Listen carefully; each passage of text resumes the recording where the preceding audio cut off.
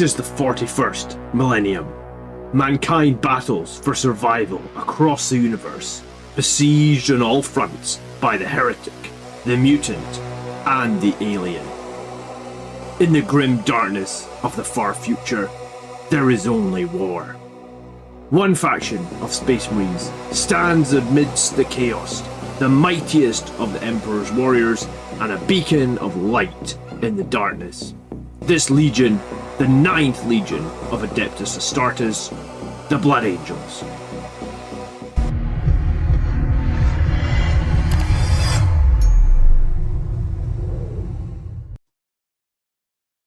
Okay, good evening. Literally like 5 minutes before I decide to go live.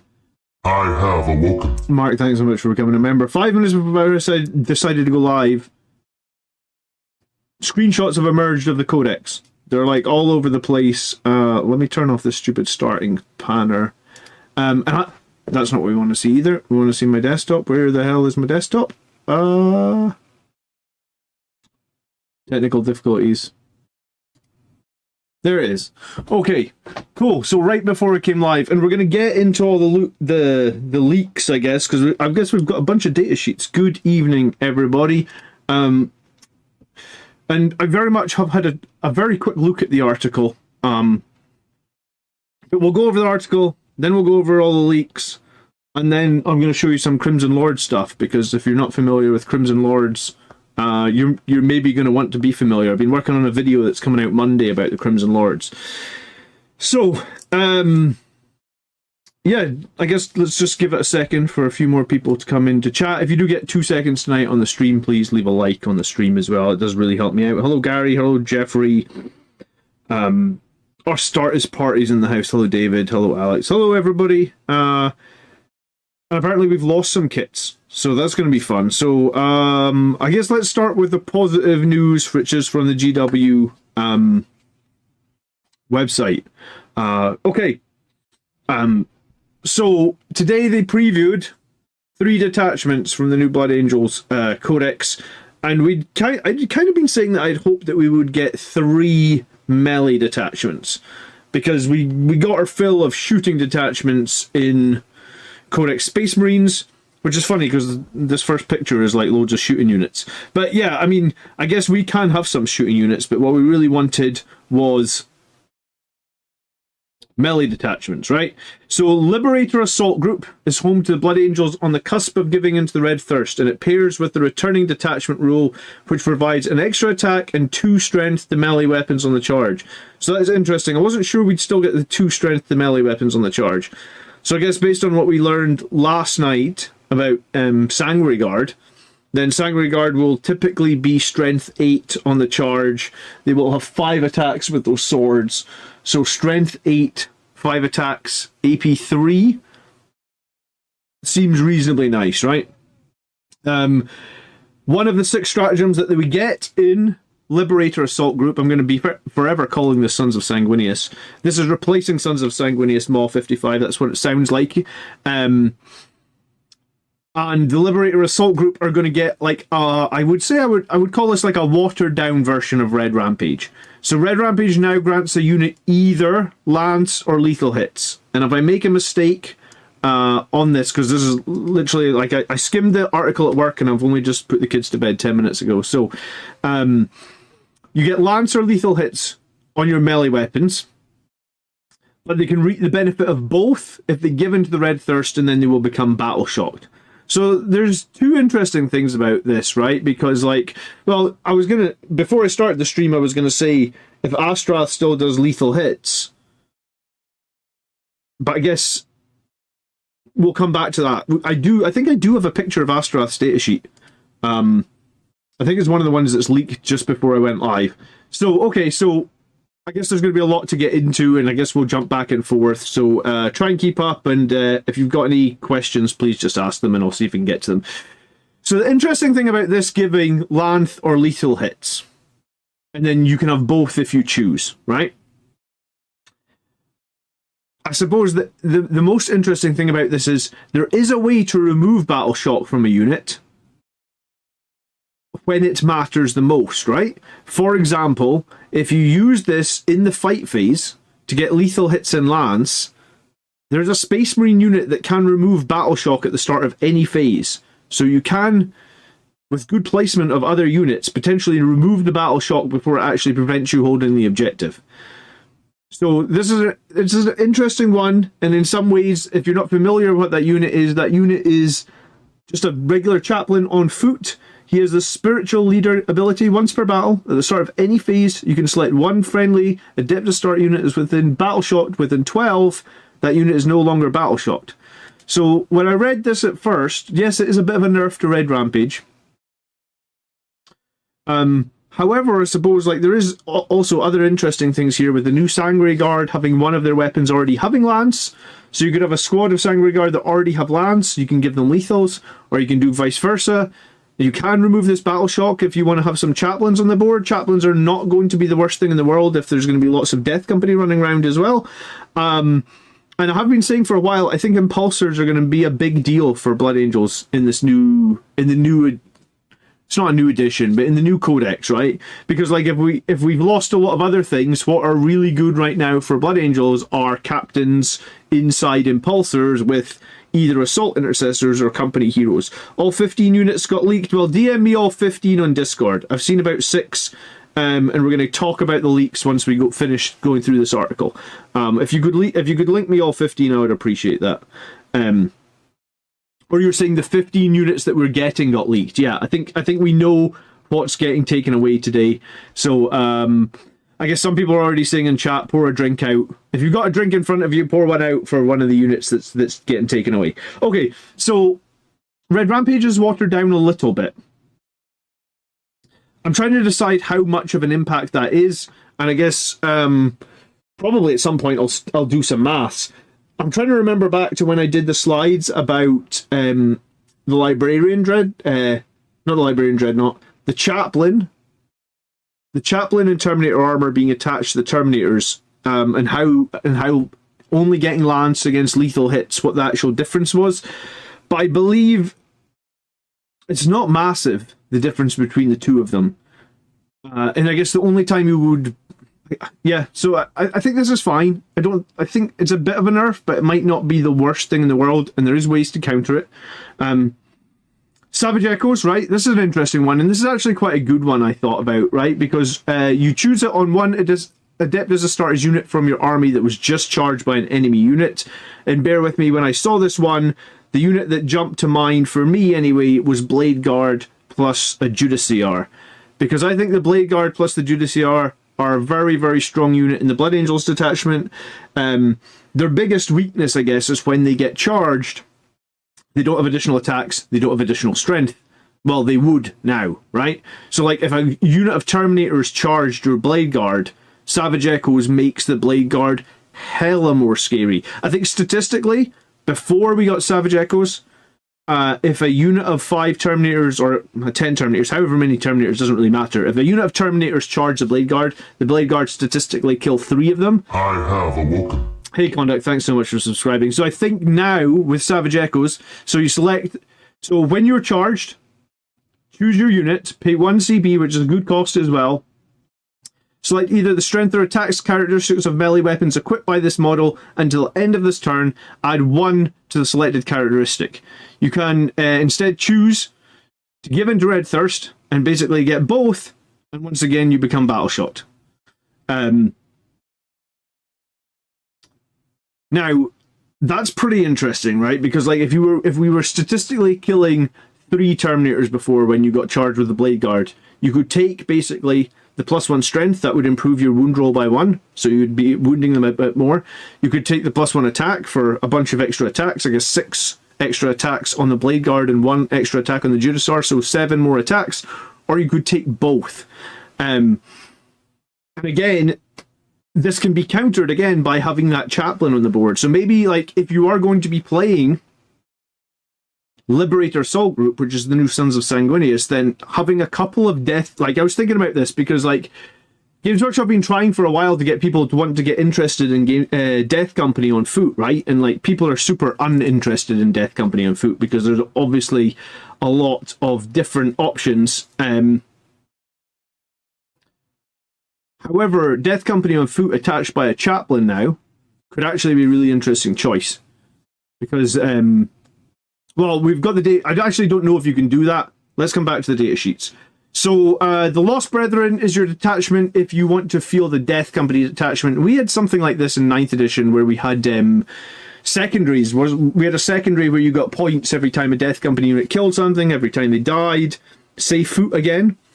You can make fun of my accent if you want, dude. I'm not the best at English. I'm not even from England, so there you go. My accent's my accent, I guess. The Lost Brethren is the Death Company detachment, right? And their detachment rule is each time a Death Company model from your army makes a melee attack, you reroll wounds of 1. If the unit is below starting strength, if that model's unit is below starting strength, you reroll 1s, and if it's below half strength, you can reroll all your wounds. So I guess, like, they've removed a bunch of Death Company weaponry, I believe. I guess we're going to see properly in a minute. But we've baked in a ton of wound rerolls for the Death Company. So, on the whole, I guess it doesn't sound too bad, but I think my issue with the Death Company detachment potentially is, and I guess we're going to see from the leak data sheets, are all the Death Companies still OC0? Because if they are, it did say as well that Death Company Marines gain the battle line detachment, battle line keyword in this detachment, right? But that doesn't change the fact that it'd still be OC0, right? So you would have tons of Death Company, tons of chaplains running around all over the place. They didn't show any... Oh, sorry, they did show one stratagem for this. 2, actually. My bad. Okay, so, Lost to the Rage. Select one Death Company unit from your army that is below starting strength and has not been selected to fight until the end of the phase. Improve their attack, strength, and AP characteristic of melee weapons equipped by this model by 1. Unless your unit is within 12 inches of one or more chaplain, all those weapons become hazardous. I mean, that's thematic. I guess that's pretty cool. Hazardous might not be the worst in the world if they still have a feel no pain. Strength, AP, and attacks by 1. And then potentially, if they're below starting strength, you're re-rolling a bunch of wound rolls as well. Okay. And the second stratagem they showed for 1 CP, I'm glad that everything's 1 CP, because Blood Angels do not have a lot of CP generating... Well, we just don't have a CP generating ability at the moment. Maybe we'll get one in the Codex, but I'm not holding my breath for that, right? So they're OC0 without the chaplain, says Baldy. Yeah, so while it is... Well, it sounds cool that they're all battle line, they're only battle line really for secondaries, right? Okay, so final retribution. Fight phase just after an enemy unit has selected its targets. One Death Company from your army was selected as a target for one or more of the attacks.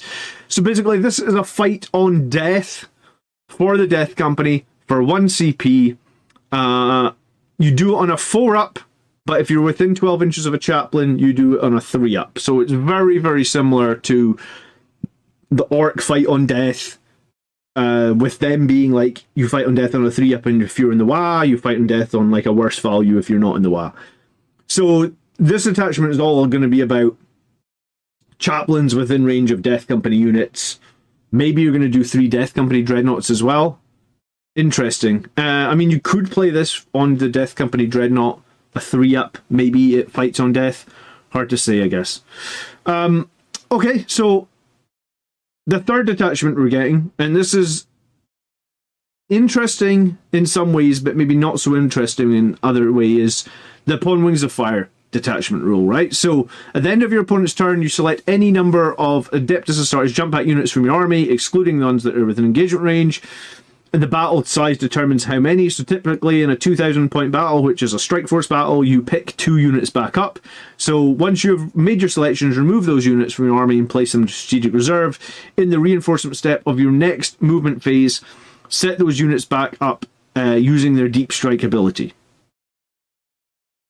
Here's a dumb question. If you pick units up like this, are you allowed to rapid ingress them? was going to say, I don't know if I've played any Grey Knights players that do that, but that is a good question. I actually don't know the ruling behind that. Someone tell me, if you pick up units from Wings of Fire, are you allowed to Rapid Ingus them? Jason says yes. Benno says nope. So it's 50-50 at the moment. Okay. So as shown in the focus of the Sanguinary Guard, they showed here you get a 1 CP stratagem that basically lets you arrive from a deep strike within 3 inches of an enemy unit. Now, this is cool, but this is also very annoying that you are unable to declare a charge in the same turn.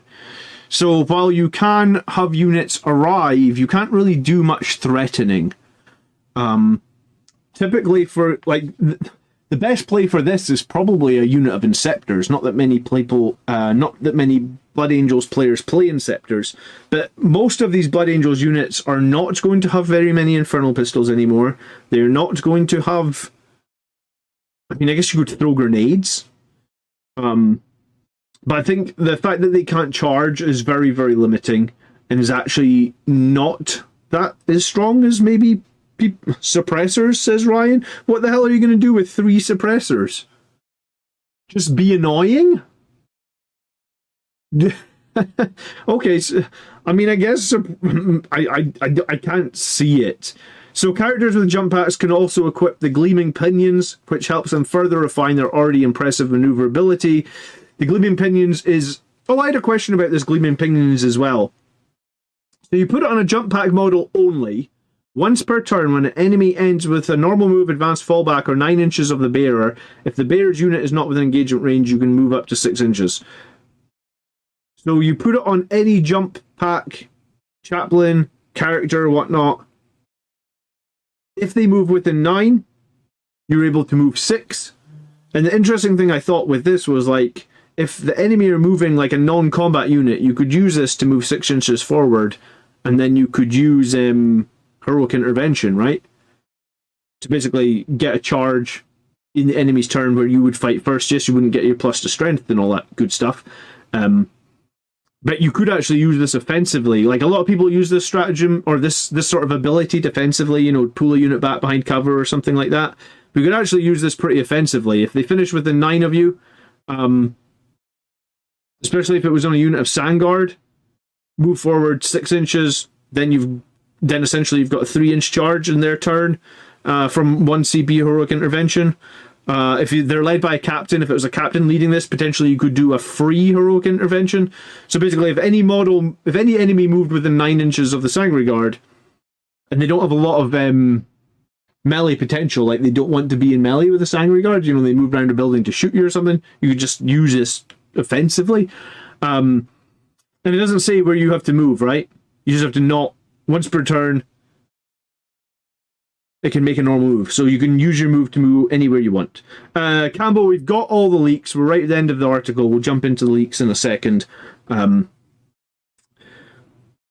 I don't know if we've got all the leaks, but I've got like 7 screenshots. I've got like 7 data sheets to have a look at. So, right, no matter which detachment you organise your forces into, you'll have no trouble unleashing the vengeful wrath of the Blood Angels on the Heretics and the Xenos alike. The Blood Angels army set is available for pre-order this Saturday. Yeah, if you've been living under a rock, somehow you might not know that.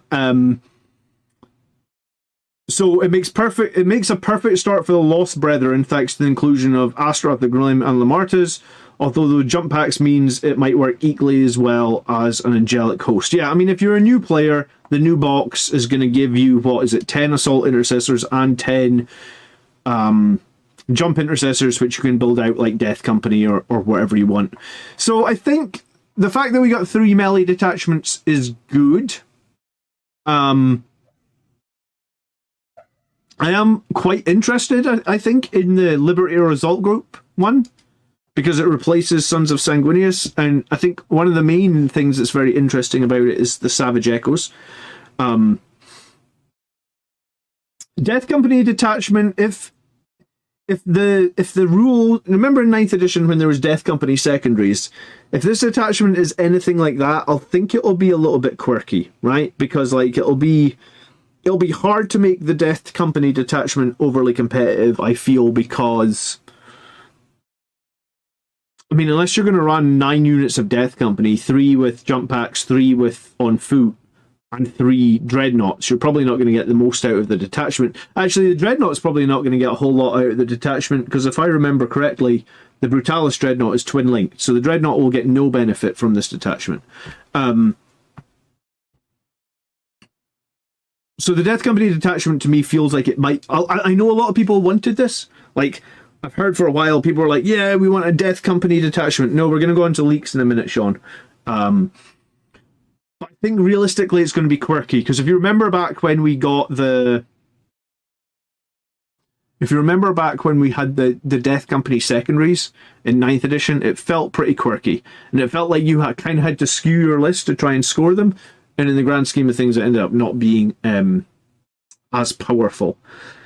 So you could have 6 units of each infantry as their battle line. Oh, good point. So you could have 6 units of Death Company with jump packs, 6 units of Death Company on foot, and then you flood the board with impulsors. I guess that could be an option. And the Death Company do have the fight on death stratagem, which means it's unlikely, I would guess, that the the Sons of Sanguinius detachment has this stratagem as well, right? So it's like we're probably going to lose fight on death, I think, from Liberator Assault Group. I don't know why they changed the name of it. I guess Sons of Sanguinius was too generic or something. Yeah, you would need a lot of chaplains for the Death Company one. And then I guess for the uppy downy detachment, that's what we always call it. Like, you pick them up, you put them back down. Uppy downy has a lot of scoring potential. Like, if you've played against Grey Knights and they're picking up 2 units every turn and they're moving their models when you get within 9 inches of them, it's generally very annoying. It's generally very good at scoring secondaries, and it can be good at scoring primaries. I guess the question is going to be, how much offensive power does that detachment have? Because I feel like, although Grey Knights are very tricksy, they actually don't do all that much damage unless you've got a bunch of Dread Knights and Demers, right? So, like, that's kind of... And I think it's this Descent of the Angels, to me, seems like a very strange... Like, I would have rathered Descent of the Angels go back to what it was before, where we got to roll an extra dice for charging or something, because our jump pack units are all about their melee damage. So dropping a unit 3 inches away that has to sit for a whole turn and can't fight is kind of counterproductive to what Blood Angels want to do, right? Like, this is it feels like, I don't know if that was necessarily designed by someone who plays Blood Angels. Uppy Downy will be good in tournaments, says Brandon, but I guess it'll be good as hell at scoring secondaries, but how does it do damage? And I feel like you do need to do damage. 3d6 was the best. Yeah, Dr. Frankenstein, 3d6 was the best. But I guess we'll have to wait and see. So let's get on to some leaks, because I've got some leaks. So I've got some points, but here's the thing with the points. The points are probably all going to change, right? So the points in the Codex may not be anything like the points that come out with, like in the MFM, the Minotaurium Factum Manual, or whatever it's called, right? And the reason that I think that the points in the Codex won't really compare to the MFM is because if you were sleeping under a rock again today, Games Workshop already stealth upgraded or stealth changed the Imperium agent points, right? Like, if you don't believe me, I mean, I don't know why you wouldn't believe me. It's not like I'm... if you go over to, like, downloads in the Warhammer 40k thing, you can see that, as of today, where is it? Imperial Agents. Is it not called Agents? Agents of the Imperium. That was updated... Maybe... I've seen new points today. Someone had them downloaded. Oh, they're probably just in the MFM. Yeah, in here. Look, updated today. So Agents of the Imperium was pre-order last weekend. So most normal people, like the influencers on YouTube, all have this. All have the new what am I trying to say? The influencers on YouTube already have all the Imperial Agent books, but regular people like us and me do not have the books.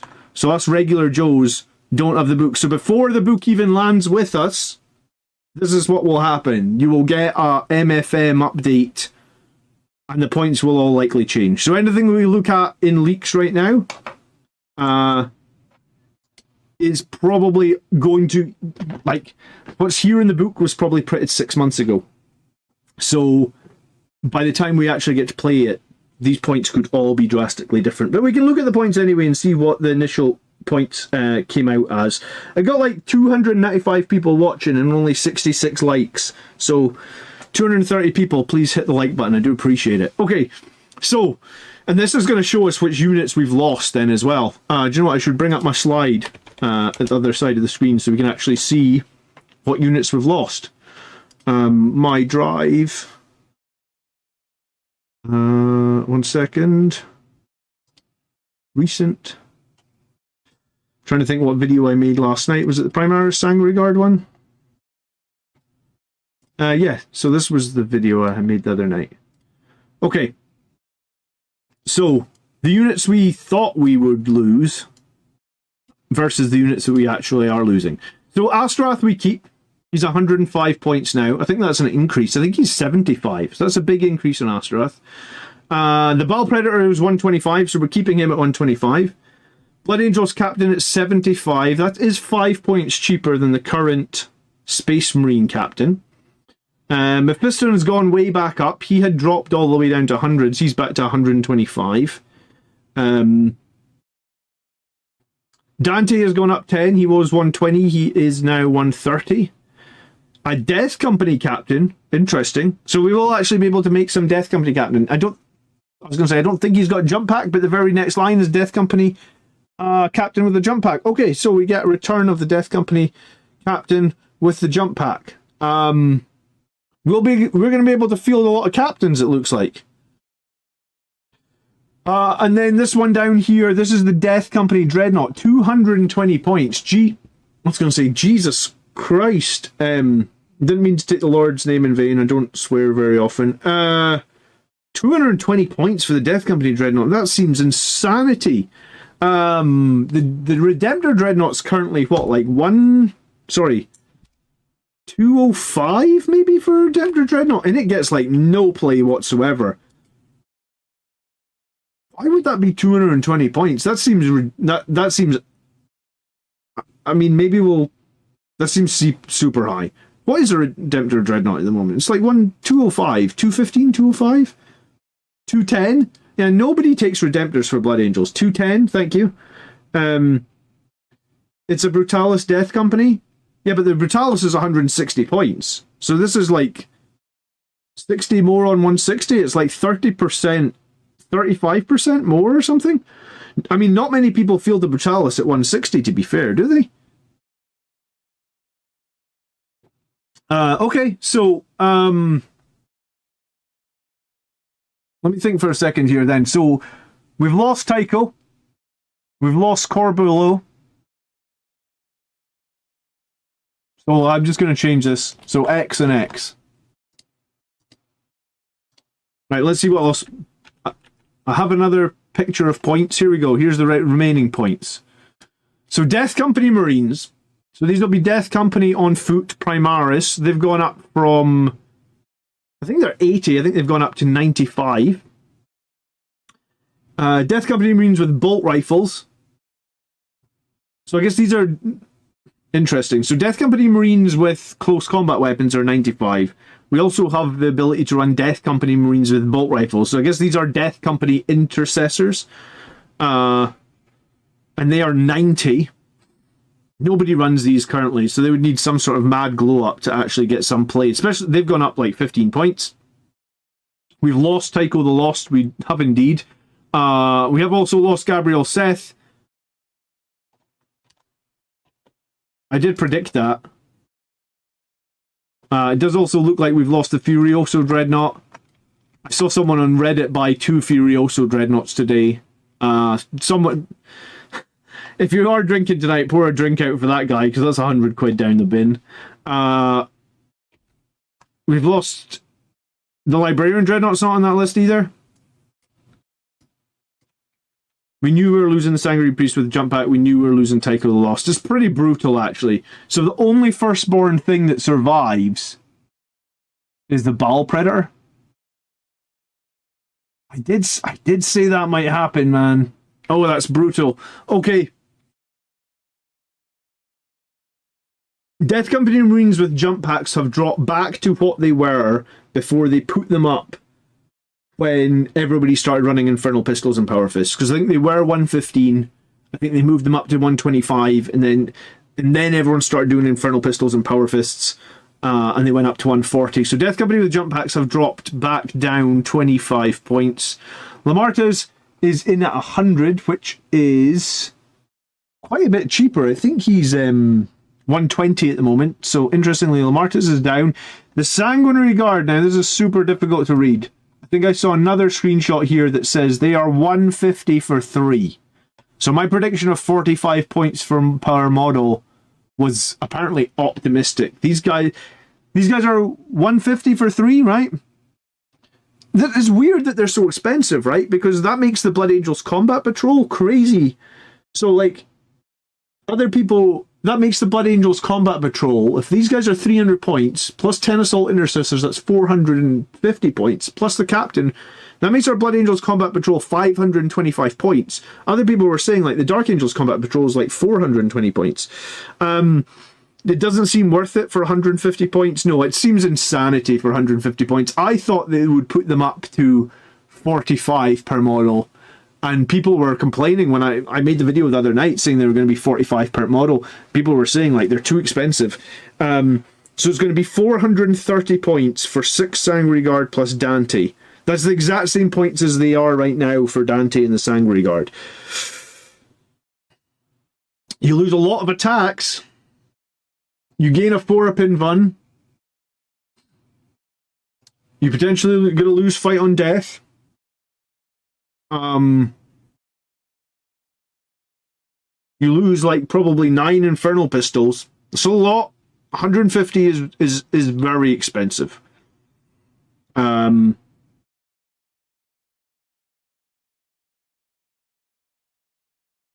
I was going to say I'm kind of blown away that they're so high. I thought that they would maybe be 45 a model. I thought 45 per model probably made sense based on what rules that they're gonna... We're gonna come back to it, right? Because I've got other leaks and I've got some data sheets we can look at. I'm devastated about the Librarian Dreadnought. That teleport was great. Yeah, my army has been gutted, man. At the start of this edition, I had 12 or 13,000 points of painted stuff, and it filled like my entire dining room table. And I was so proud of it. 80% of it is just fucking paperweights now, man. I was thinking about this. I don't think I'm going to build any... I was thinking about this today, actually. I don't think I'm going to... Yeah, Librarian Dreadnought. So let me bring up what's lost, and then we'll talk the last 2 points. What we have lost is Corbolo, Tycho, Death Company Marines, Firstborn ones, Furioso Dreadnought, Seth... Librarian Dreadnought, Sanguinary Priest with a jump pack, and Tycho the Lost. Basically, everything that was Firstborn except the Baal Predator is gone. I mean, the only saving grace is like there's no question of doubt anymore. It's like people would come on my channel and be like, should I buy Firstborn? Hell no. Don't buy anything else Firstborn, because it's all yeah. So like I said, I was thinking about this today. I'm not buying any. I'm not going to build any of those 20 new Death Company. I'm going to use all my Firstborn. I'm going to continue to paint my Firstborn. I'm going to use them as is. If they're on the same size base, I don't care. I can't lose 80% of my collection in a year in 1 year. Like literally, it was almost a year ago that I made the channel trailer where Ball Predator will get Legends in 11th edition as well. Says think for yourself. Yes, well, exactly. So, like if they legend all the firstborn tanks as well, then I literally lost 90% of my collection that I've been collecting for 25 years in a year, pretty much, right? Like, I don't know how you spin that positively. Yeah, like, there is no positive spin on that. It's just like they just took a giant dump on everything that you've worked on for 20 odd years. Imagine losing 5,000 points of flesh terrors. Yeah, I mean, I probably I might make a video of everything that's gone in Legends, and it's literally like it's disgusting. They said 15 data sheets, not 14, so you missed one. Am I missing one? I haven't talked about the Sanguinary Priest. I can't really read that. I think it's 50 points or 90 points. Does anyone know what the Sanguinary Priest value is? And then the Sanguinor is the same, 140 points. We'll get onto the unit data sheets in a second. Matthew says there's no positive spin. There's literally... this is for new and 8th edition only players. It says 90 points for the Sanguinary Priest. Okay, so... I think it's going to depend on who the Sanguinary Priest can attach to. You know what's messed up is we were all so excited. We were all waiting. We were all waiting for this. We all wanted this, right? We were all like, yeah, we're going to get a new detachment. Yeah, we're going to get new models. Man. Space Wolf players are going to be sitting there thinking, oh my god, please don't refresh Space Wolves. Please don't refresh Space Wolves. Someone just posted on Facebook the enhancement leaks. Alright, cool. Give me 1 second, I'll get them up. Thank you. We don't know what any of these enhancements are, though, right? It's just a post of points costs. Or do we know? Yeah, I mean, without the sheets for the enhancements, the points costs are kind of irrelevant, right? Unless there's been another leak in the last few minutes. I have no idea who's leaking it. Thanks so much to whoever is leaking it in the group. Rodney Dalton. You the man, dude. Okay. Let's look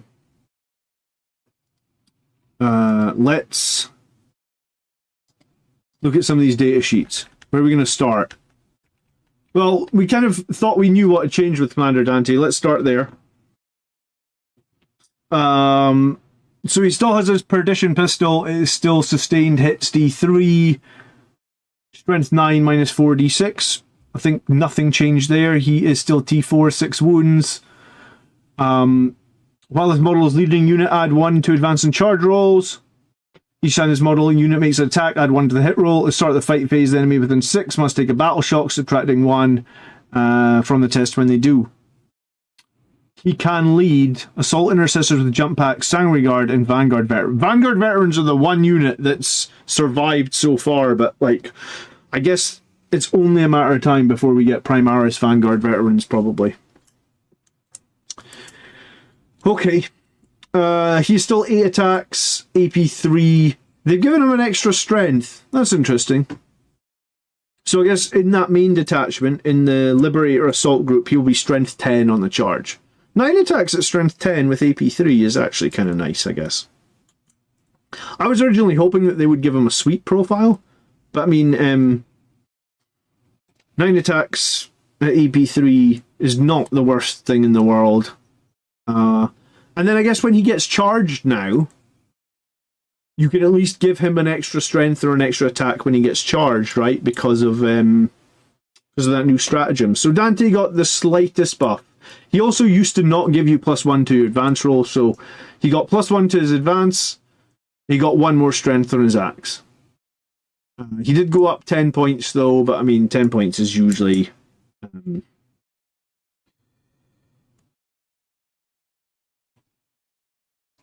B.A. Baldy saying influencers with low subs are leaking it. I'm not. I don't get anything from Games Workshop. I actually emailed them and they don't respond to me. So I'm a nobody. So okay, the Sanguinor. Let's have a look.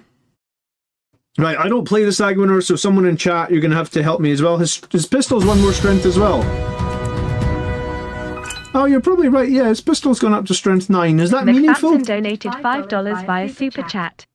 Start saving for that eventual Baal Gladiator LMAO. The legate of 10th edition is gonna be, oh no, I'm getting a Codex.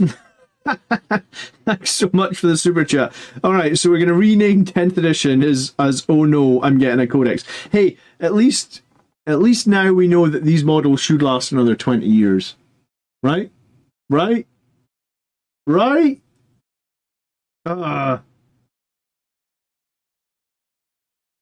So his pistol went up to strength 9. I'm not sure that changes a whole lot. He still wounds armor and stuff like that on 5s. His axe being strength 10 is actually pretty nice, though. I mean, that does change some breakpoints. You know, you're fighting some sort of demon of chaos or something like that. Now you wound on 4s rather than 5s with 9 attacks. That could be somewhat meaningful. I guess he wounds Terminators on 2s as well. Terminators are T5, so Death Guard Terminators get wounded. So Dandy hits them on 2s and wounds them on 2s. Check out Massive. I'm working through everything, dude. We're going to cover it all, Andrew. Don't worry. Please say the Librarian Dreadnought will be in the Codex. It is not in the Codex, Mac. I'm sorry to tell you. Okay, so Dante attaches to the same stuff he attached to before. Cool, Sanguinar. Yes, this is what I was saying. So I don't play the Sanguinar. So please, please, if there's anything meaningful here, tell me. So he's toughness 4, 2 up, 4 up, 7 wounds. I feel like he was 6 wounds before, but maybe it was 7. I as I say, I don't play the Sanguinar. Dante didn't get any extra wounds. Okay. So the Sanguinar is the lone op, fight first, so that didn't change. While the friendly Adeptus starters is within 6, you can reroll Battle Shock and Leadership tests. Once per game, at the end of your opponent's charge phase, this model is still in reserve. It can be set up with an engagement range of an enemy unit that charged. His sword is 8 attacks, 6 minus 3, 2 dev wounds. I feel like that's the same profile for his sword. So nothing changed with the Sanguinar. He's the exact same 140 points like he was before. He's still 140 points. They didn't even give him an extra wound. Man, that sucks. Usually when they go Primaris, they get an extra attack and extra wound. That's usually what happens, right? At least for a while there, every character that became Primaris, it's such a GW thing to big up Flesh Tearers and remove Seth. Yeah, like, why the hell is there Flesh Tearers transfers inside the box? I have awoken. Anando, thank you so much for subscribing. We're almost at 400 concurrent now tonight. This is crazy. And Highland Phoenix isn't even here. You know, he was getting excited when he logged in last night when it was like 300 concurrent. Okay. I feel a little bit sad the Sanguinar didn't get any sort of glow up. I mean, the new model looks cool. I think it's anticlimactical when they don't get any glow up, because, like, why would you... Like, what's the exciting part of buying the new model if he's the exact same as he was on the tabletop? For me, I didn't play him before, so I'm unlikely to play him going forward, I guess. I think... I have awoken. I think the... Lopez, thanks so much for subscribing. I think that the Judiciar with the Blade Guard might be more interesting to me now, just because the Blade Guard having potential to get even stronger when they're charged. Here comes everybody subscribing. Okay, thank you so much for subscribing. Welcome to the channel.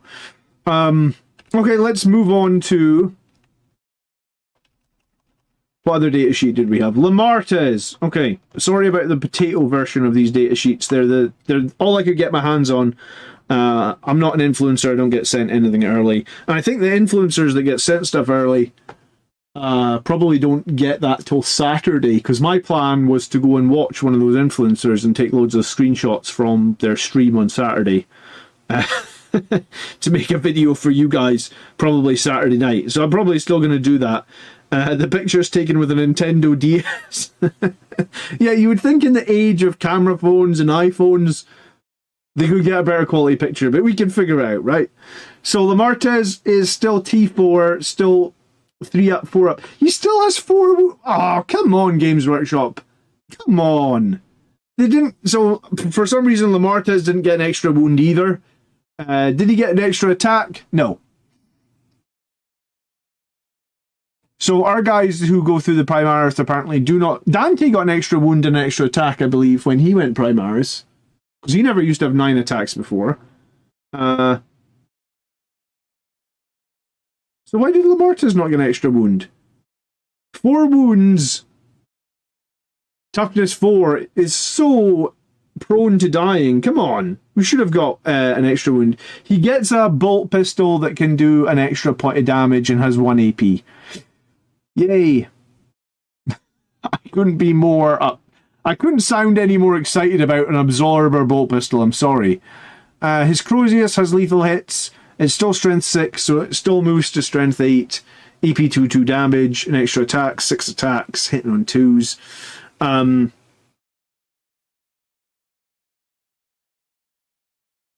He still has a feel no pain 6 up.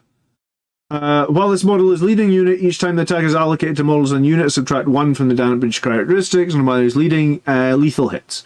So there's basically no change in Lamartis whatsoever. Like, he got an absorber bolt pistol, he got 10 points cheaper, but the points are most likely going to change before we get... The points that we're seeing in the leaks today will probably be like FAQ'd before we actually get to use them on the tabletop, right? So the change on Lamartis is nothing, basically. He can do 1 extra damage with a bolt pistol. It has 1 more strength, it has 1 more EP. I think nobody cared about the bolt pistol. I think nobody still cares about the bolt pistol. I think what people would have probably liked to see is 1 extra wound, because that would have been meaningful. Against the massive amount of 2 damage weaponry that's kicking around. That would have been quite meaningful, especially when you've now got that sniper who can do like an average of 5 mortal wounds. With precision, right? It would have been very nice if he'd got an extra wound. Okay, I guess there's no change to Lamartis, really. I'm not. I feel a little bit bitter. I'm not meaning to be bitter, but there was a time when crossing the Rubicon meant +1 wound, +1 attack.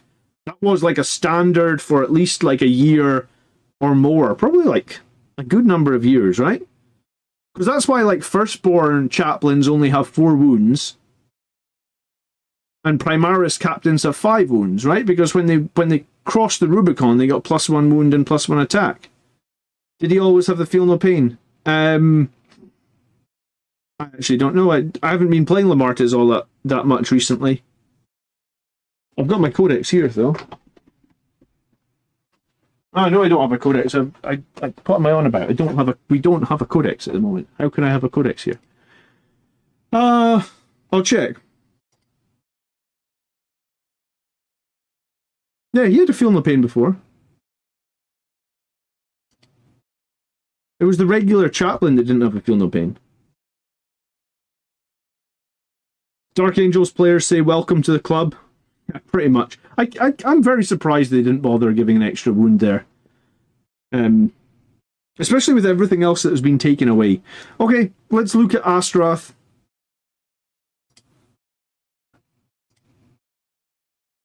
This might be the most disappointed refresh. Like, I know people in chat have been saying a lot of times that they're disappointed, but things so far are not looking as hot as I'd hoped. Okay, so Astaroth's still 2 up, 4 up, still 5 wounds, so again, no extra wound.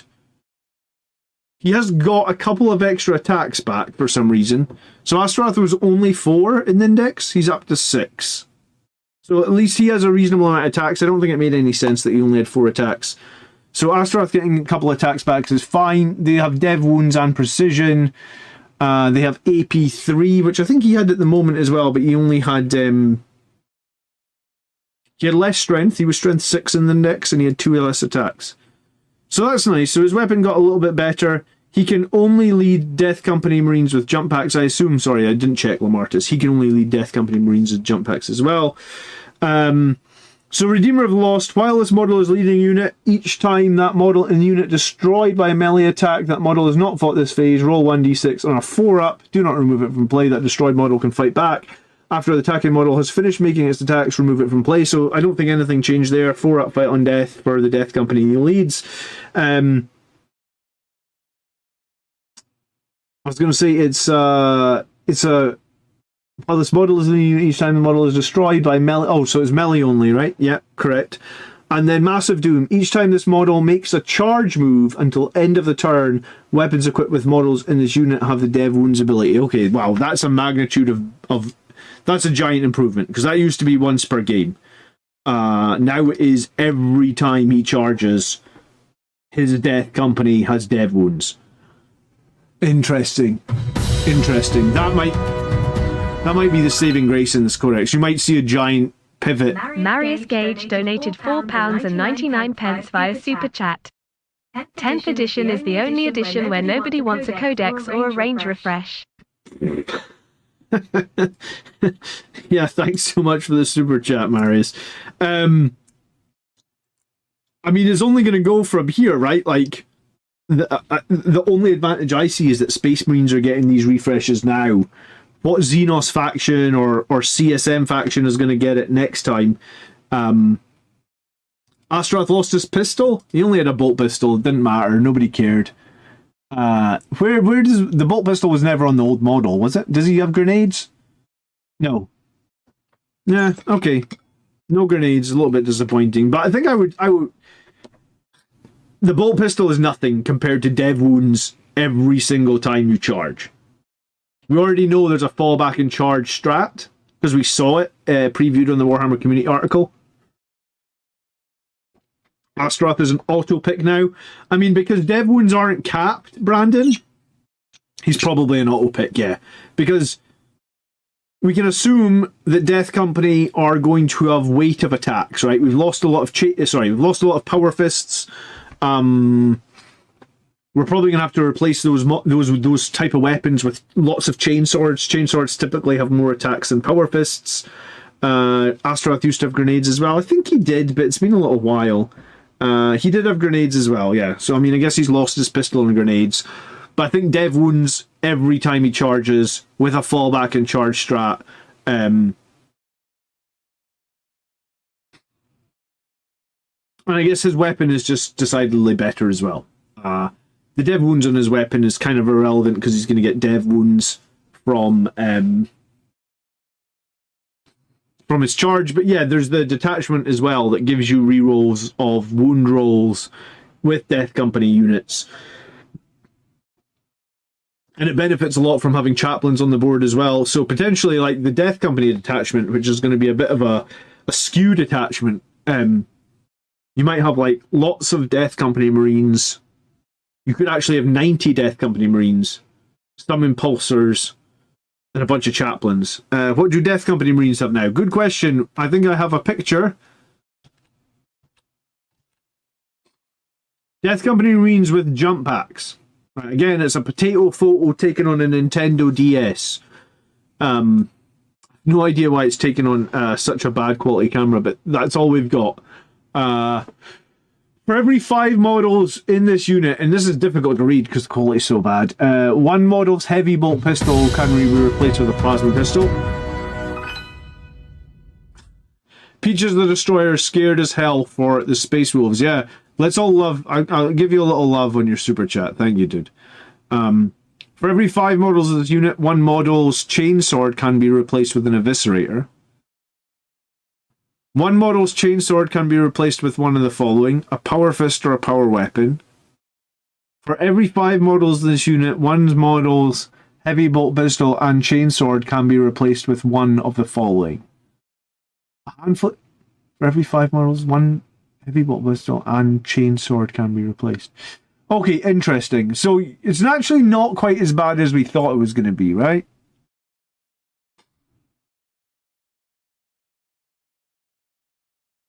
So, you've got 5 guys with heavy bolt pistols and chainswords.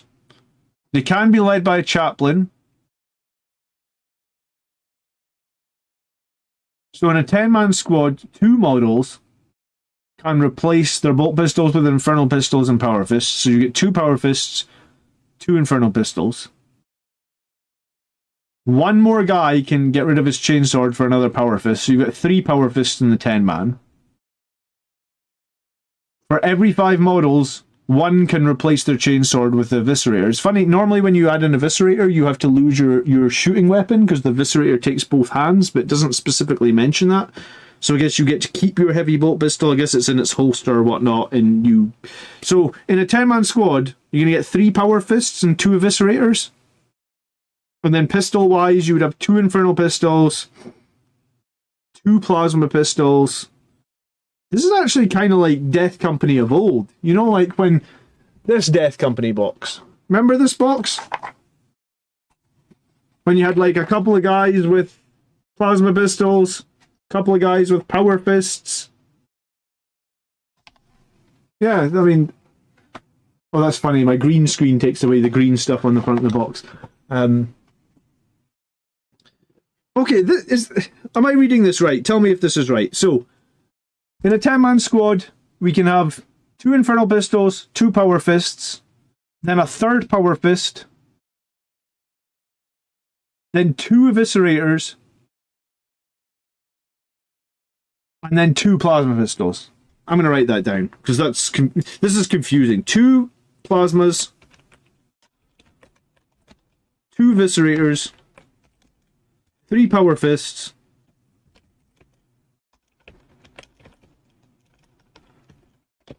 2 infernal pistols. That's right? While that's not too bad, that's not as bad as we thought it might be. What is annoying about that? Why do you get 4 power fists? This section here says 1 model. It doesn't say 1 per 5, which actually means it means that your 5-man squad might be slightly more efficient because your 5-man squad would have 1 more special weapon. Marius says that's confusing as hell. Here's the thing, Marius. When you actually get to the tabletop and you have to start removing models, then it gets confusing as hell. And then the other thing that's also going to be very confusing is when you're actually rolling this out, right?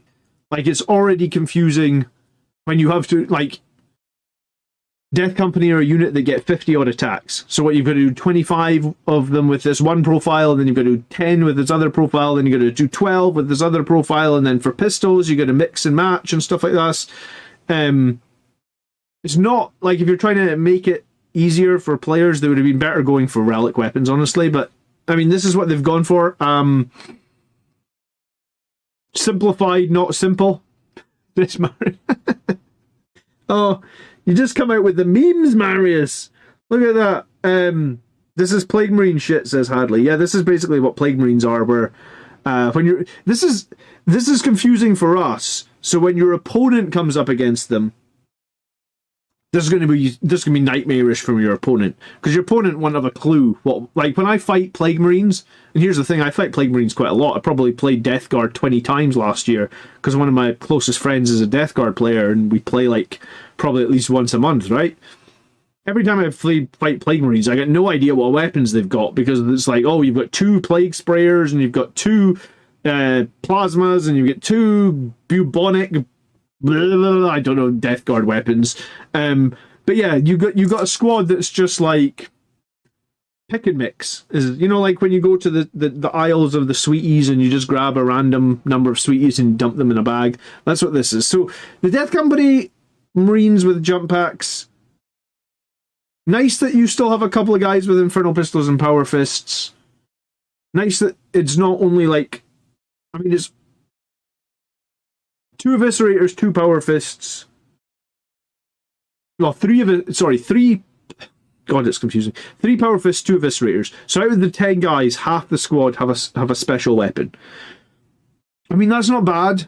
That probably actually feels a bit more balanced.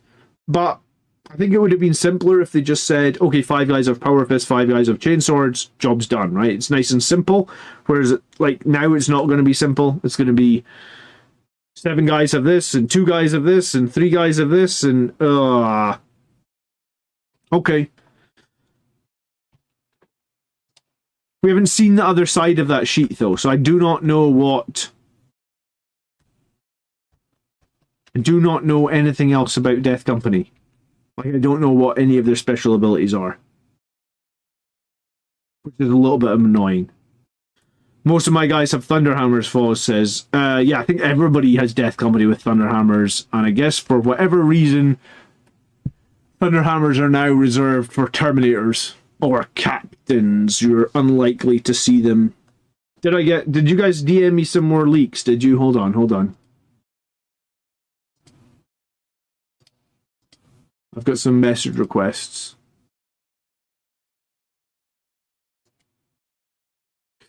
Oh, I've got more leaks. Okay, cool. No idea who sent. I've got streamer mode on Discord, so your name's abbreviated. But thank you for sending me some leaks. Okay, cool. We got more. Let's get into more. More is good, right? The angelic host soar far above. Which detachment is this? I think the whole thing's maybe leaked now. Hold on. Is there page numbers? Right, hold on. I've got angelic host. I'm actually...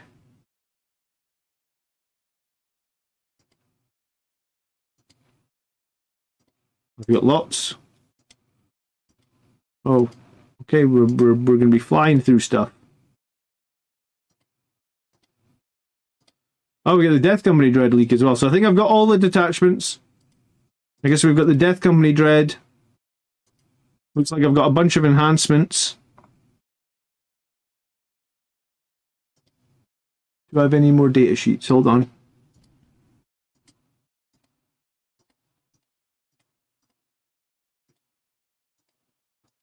So literally while I'm live here, this shit's leaking out, I guess. Cool. Okay, let's see. Let's look at the Death Company Dreadnought. And look, it's a potato photo again. So what I mean by potato photo is we have the left and the right of the data sheet missing, which is a bit random, but okay. So leaks. Yeah, lots of leaks, I guess. And once we know it, once everything's properly available, I'll do like a more cohesive video with everything compressed, right? If you are just tuning in, the units that have been lost are both Tychos, Corbulo, the Furioso Dreadnought, Seth, the Librarian Dreadnought, and the Death Company Firstborn Marines on foot. So, alright. The Death Company Dreadnought. So he's deadly demise D3. He does have a feel no pain. I wondered if he would get that feel no pain. It looks like he's got 12 wounds. I imagine he's going to have the same toughness 10. OC4, actually. So the Death Company Dreadnought is on OC4. Will these be in the Discord? I'm sure someone's already posted them on the Facebook page. And yeah, I'm sure they'll be on the Discord. I'm 100% sure. Let me link you the Facebook page, and then you can get them from there as well. Okay. So if you haven't followed me on Facebook and you've got 2 seconds, I would appreciate just a drop a like on the Facebook page as well. Appreciate it. Okay. So Black Rage. Each time this model makes a melee attack, you can reroll the hit.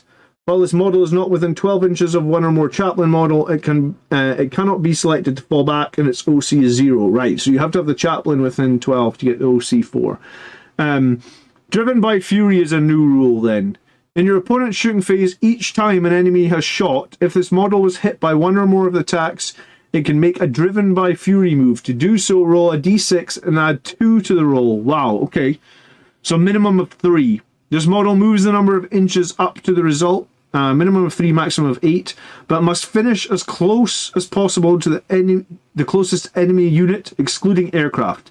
A model cannot make a Driven by Fury move while it is battle shot or within engagement range of one or more enemy units, and it can only make one Driven by Fury move per phase. Okay.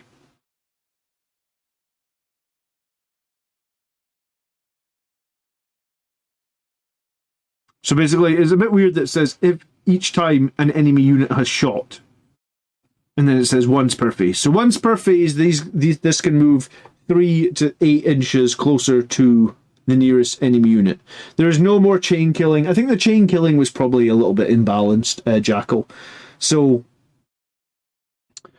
it profiles at -1 to hit, I guess, on 4 wounds, and its weapon profiles are... I'm not sure what the weapon that would be untwin linked would be.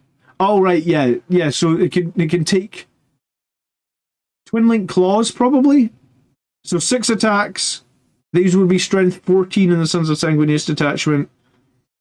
Twin linked, or 10 attacks with a sweep. Again, those 10 attacks could be strength 9. Because they're twin linked, you're re-rolling to hit. It has the same multi-meltas, stubbers, I believe, or heavy bolters, yeah. So it's basically it's a Brutalis Dreadnought, but it's 60 more. Have we lost the +2 strength on the charge? We have not lost it in the one detachment, but we might have lost it in the other ones. We're about to go through the detachments. I'm literally, all this stuff is leaking out while I'm live, so my stream is I'm trying to cover it all, but it's it's leaking out literally as we speak, so it's not entirely. It's hard for me to be cohesive about it. But yeah, so let's have a look at some of these attachments. Let me see if we can find. So Liberator Assault Group, I believe, is an attachment that replaces Sons of Sanguinius. So Sons of Sanguinius is now called Liberator Assault Group. So each time an Adeptus start unit from your army is selected to fight, if the unit made a charge, you can add 1 to your attacks and 2 to your strength. So exactly the same as what we have right now. Our enhancements then. Speed of the Primarch. Once per battle, at the start of the fight phase, the bear can use this enhancement. If it does, until the end of the phase, model in the bear's unit have the fight first ability. That's pretty cool. That used to be a Warlord trait for Mephiston. That would be great on a captain attached to Sanguinary Guard or something like that. In that, or maybe if you can attach a priest, maybe if you can attach the Sanguinary Priest to the Blade Guard, that might be very cool as well. So your Blade Guard get charged, you use that once per game, they can all fight back. The Sanguinary Priest might still give the Blade Guard more EP. There's a stratagem in this that can give them more attacks, more strength. Good stuff. Okay, Rage Fueled Warrior. Once per battle at the start of the fight phase, the bearer can use this enhancement. If it does, until the end of the phase, the bearer's melee weapons have sustained hits 3 ability. Interesting. Antonius, you legend, here we go. 20 gifted memberships. Thank you so much, dude. You are a long time supporter of the channel.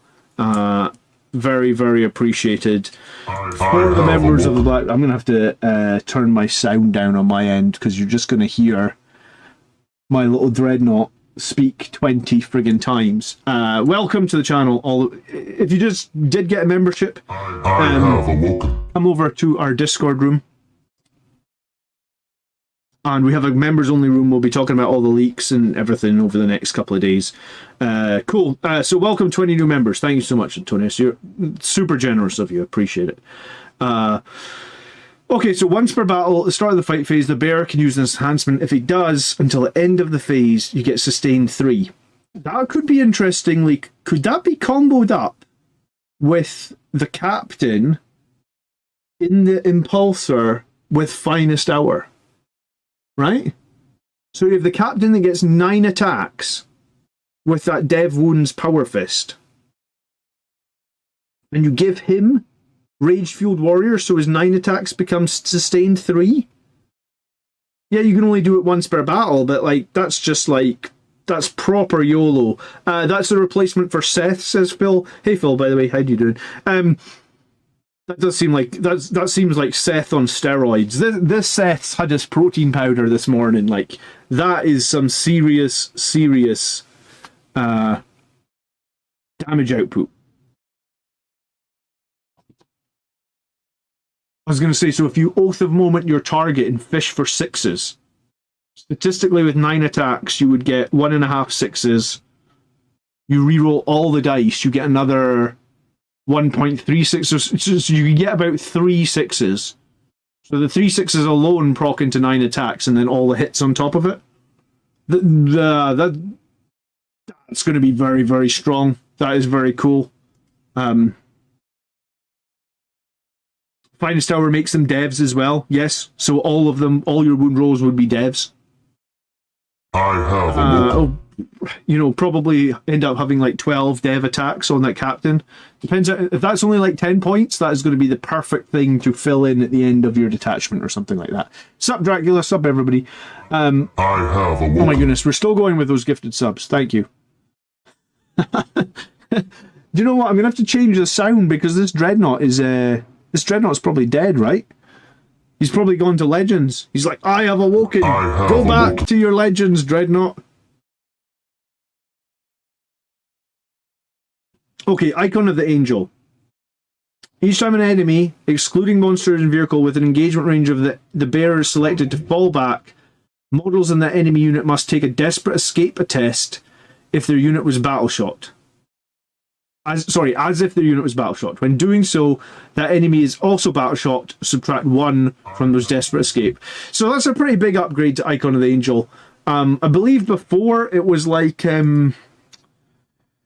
what was it before? It was half throw C or something. I think this is much better. This is like they have to make desperate escape tests. If they don't pass the desperate escape tests, they're just dead. I'm trying to remember what Icon of the Angel was before. It was... Yeah, it half their battle shock. Sorry, not half their battle shock. They half...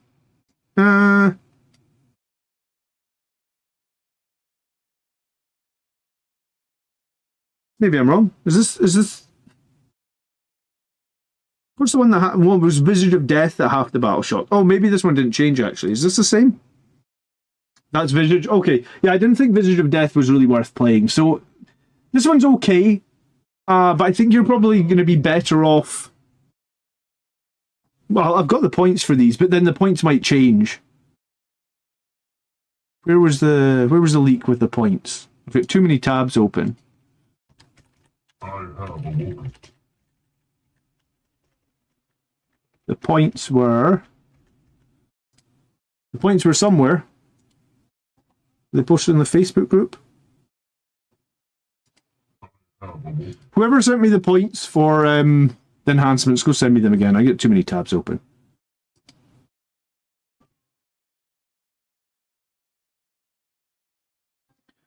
Gift of Foresight. So this was a thematic. So this used to be Carbolo's ability. Gift of Foresight, like it was a thing that he could do and it let him re-roll 1 dice per turn or something. So once per battle, just after making hit roll, wound roll, or a saving throw for the bearer, you can treat the result as an unmodified roll of a 6 instead. Interesting. It feels okay. I guess like you probably use this on a save just to be like, my guy saves and he's fine and it's a really critical moment.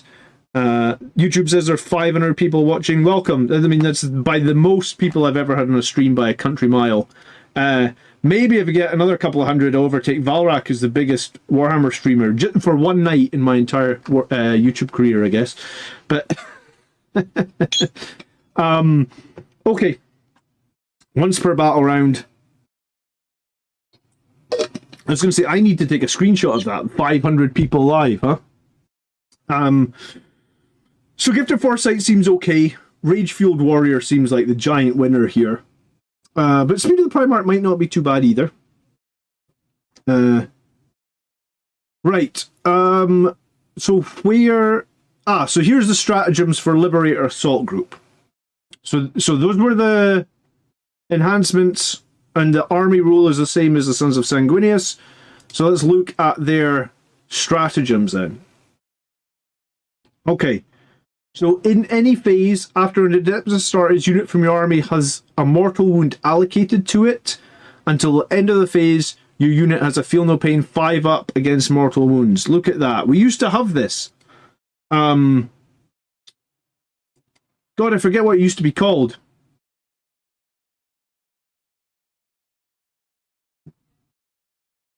Angelic Grace, 1 CP, 5-up. Feel No Pain against mortals. Use it wherever you want. Probably going to want to use it on Sangregard or something like that. I don't think that's too bad a stratagem to have. It used to be called Armor of Contempt. Yeah, I think you're right, Benno. Philip Arrigo donated $5 via Super Chat. Welcome to Whose Codex Is It Anyway?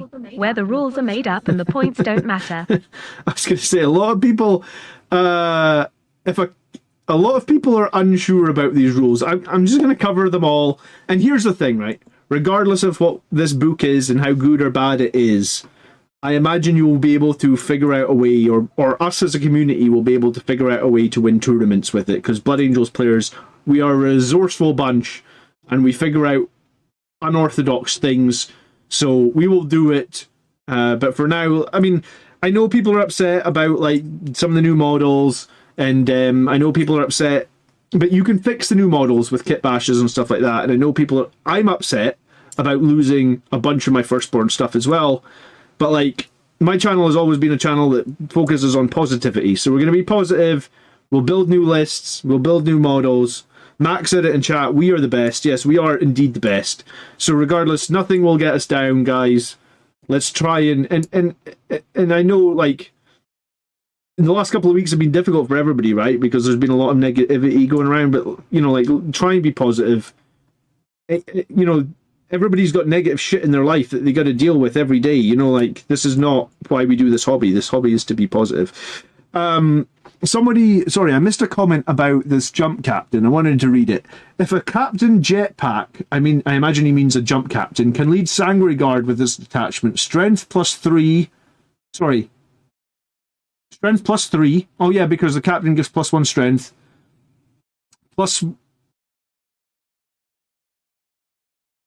So the Sangre Guard will be strength 9, AP 3, damage 2 from the swords. I think so, yeah. Because the captain gives you +1 strength. So I don't see why not, but I mean, let's keep going. All the stratagems are 1 CP. Thank goodness, because we don't have good ways of getting CP. We still have Armor of Contempt.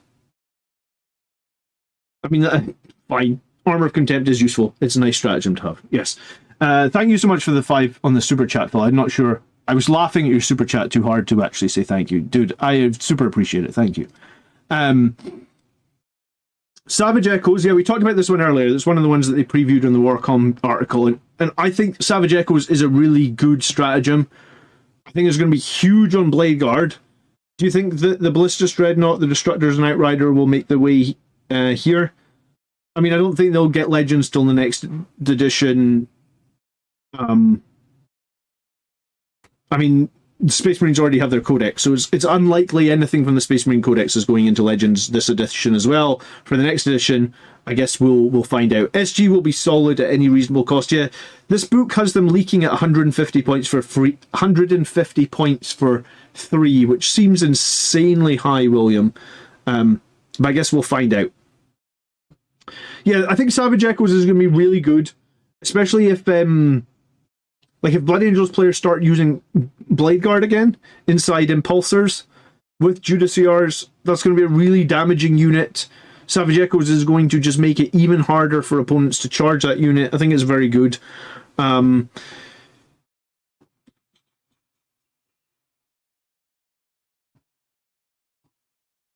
Red Rampage. We saw that in the Warhammer community article, so we can choose lance or lethal hits, or if we want both, our unit becomes battle shocked. Aggressive onslaught. So after your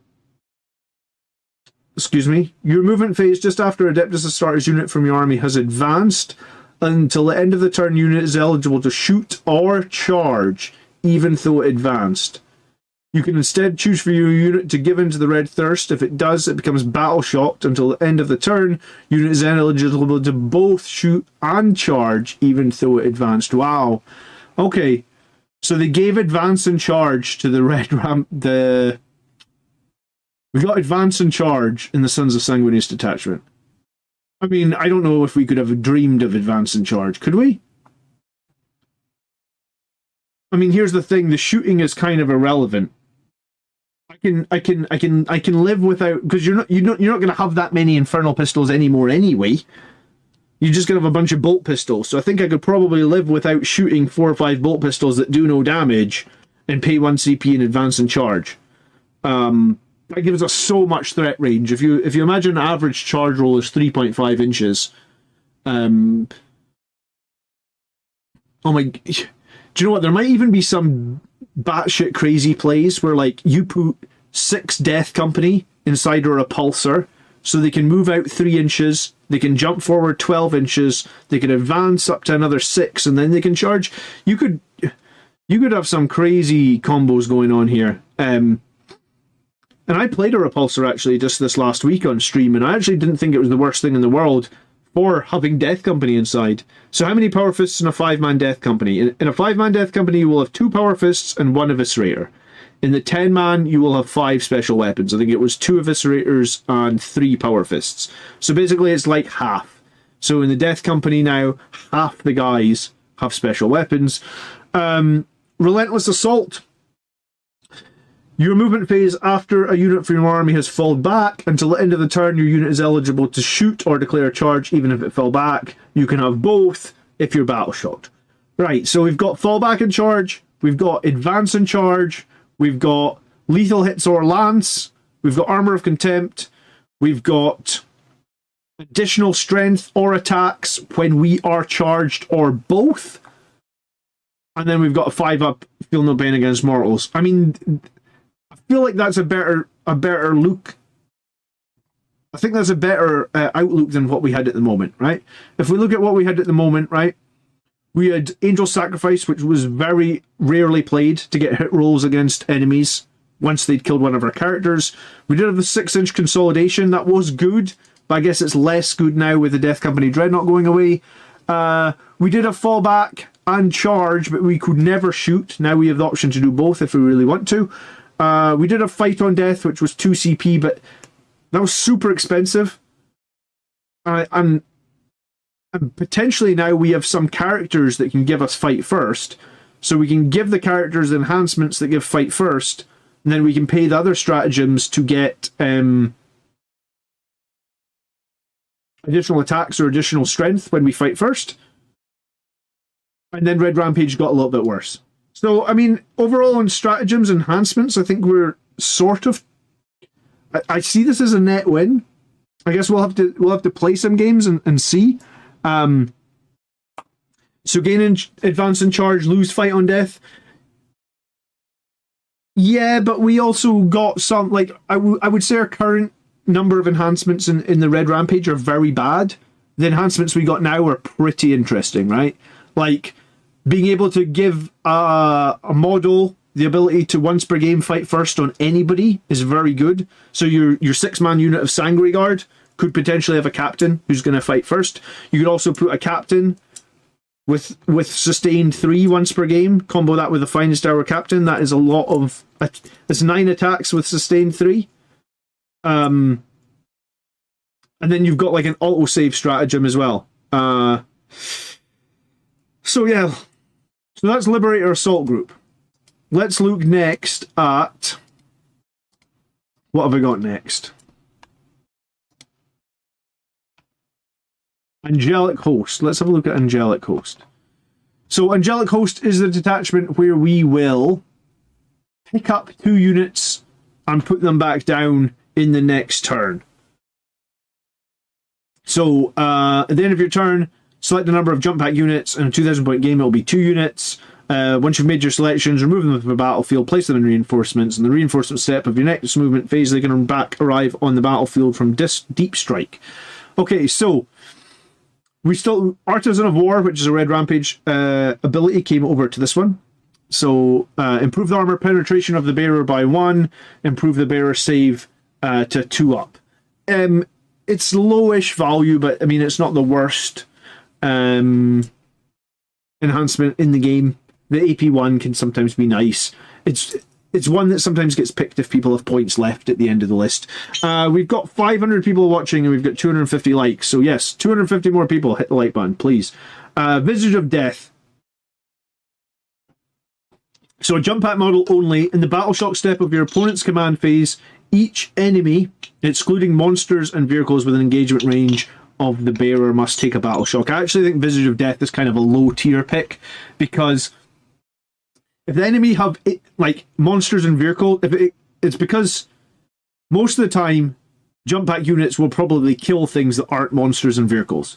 So if you jump in and you don't kill a lot of stuff that isn't monsters and vehicles, that's when Visions of Death works. So I feel like Visions of Death is actually kind of low value. I don't think it's an overly strong pick. Archangel Shard, again, I don't think this is an overly strong pick. Bearer's melee weapons have Anti-Chaos 5 up in Lance. It doesn't get picked very much at the moment. This is pretty much exactly what it is in the current Codex, right? Or in the current... I mean, most of the time you would probably wound on 5 ups anyway. If it was Anti-Chaos 4 up, it might be good. But like, a jump pack captain probably has a power sword or a power fist. Probably means he's got pretty decent strength anyway, so his wound rolls are probably 5s at the worst. I guess the +1 on charging is maybe something, but again, I don't think Archangel Shard is a very strong enhancement. I actually thought they would get rid of these two because I thought they were kind of trashed here, but okay. Gleaming Pinions is the one that we saw today, which is once per turn when enemy units ends with a normal or advance or fallback within 9, you can make a d6 move. Okay, so it's going to depend on their stratagems if this is a good detachment, I suppose. So let's see if we can find their stratagems. I think they are this picture. Right. Unbridled Ardor. So any phase. Target one unit from your army that was just destroyed. You can use the stratagem even though the unit was just destroyed until the end of the battle. Each time a friendly Sanguinary Guard unit makes an attack that targets that enemy unit that was destroyed, you can reroll hits and you can reroll wounds. Oh wow, okay, interesting. So this is a bit like Angel Sacrifice, but you can use it on any unit. And then for the rest of the game, your Sanguinary Guard will just reroll all hits and wounds against that unit. Okay, interesting. Armor of Contempt, we know what that is, we won't cover it. Angel Sacrifice, interesting that they've got this based on the fact that that's basically Angel Sacrifice up there. At the start of the fight phase, one jump pack unit from your army until the end of the phase. Each time this enemy unit within engagement range of your unit selects its targets, it must select your unit as the target of all its attacks. Okay, so Angel Sacrifice returns, but it is now on a jump pack unit rather than a character. So I guess if you charged an enemy with multiple units, you can basically say, and it's probably better it's on a unit than it's character, because you can basically force your enemy to hit your more durable units, or you can force the enemy to hit the unit that potentially is going to die, right? You've charged in with only 3 Death Company and a unit of Sanguinary Guard. You really want the Sanguinary Guard to live? You can just say, I'll pay 1 CP here, all your attacks need to go into the Death Company, they were going to die anyway, my Sanguinary Guard are totally fine. Angel Sacrifice was a very, very strong stratagem. In 9th edition, this probably just makes it a little bit stronger now because it is a jump pack unit. So any cheap unit, especially like, you know, sometimes when you're playing a game and you like lose a few models from a unit and you've got like 2 jump intercessors and they have no use anymore. Well, 2 jump intercessors jumping into like Mortarion or something and just saying, oh, Mortarion, all your attacks need to go into those 2 jump intercessors, not the unit of Dante and the Sanguinary Guard that just jumped in to fight you. So Angel Sacrifice is pretty good.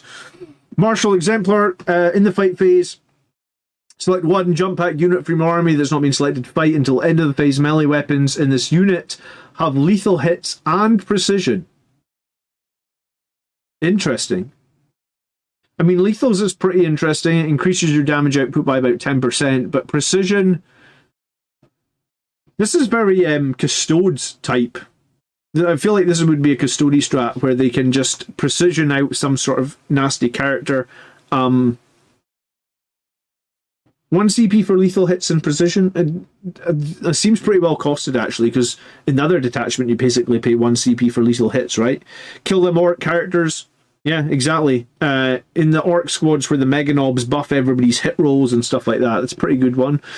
Descent of Angels is the one that we knew about, which is that they can deep strike within 3 inches. I'm not entirely sure how I feel about this because the fact that you cannot charge in the same turn kind of lowers its value quite a bit for me. And then Death from the Skies, use it in your charge phase. 1 jump back unit from your army that advanced or fell back until the end of the turn is a shoot and charge in the turn which it advanced and fell back. So the Angelic Host feels like a detachment that's got a little bit of tricks about it. It definitely has like a little bit of tricks, right? Up and down, 2 units per turn.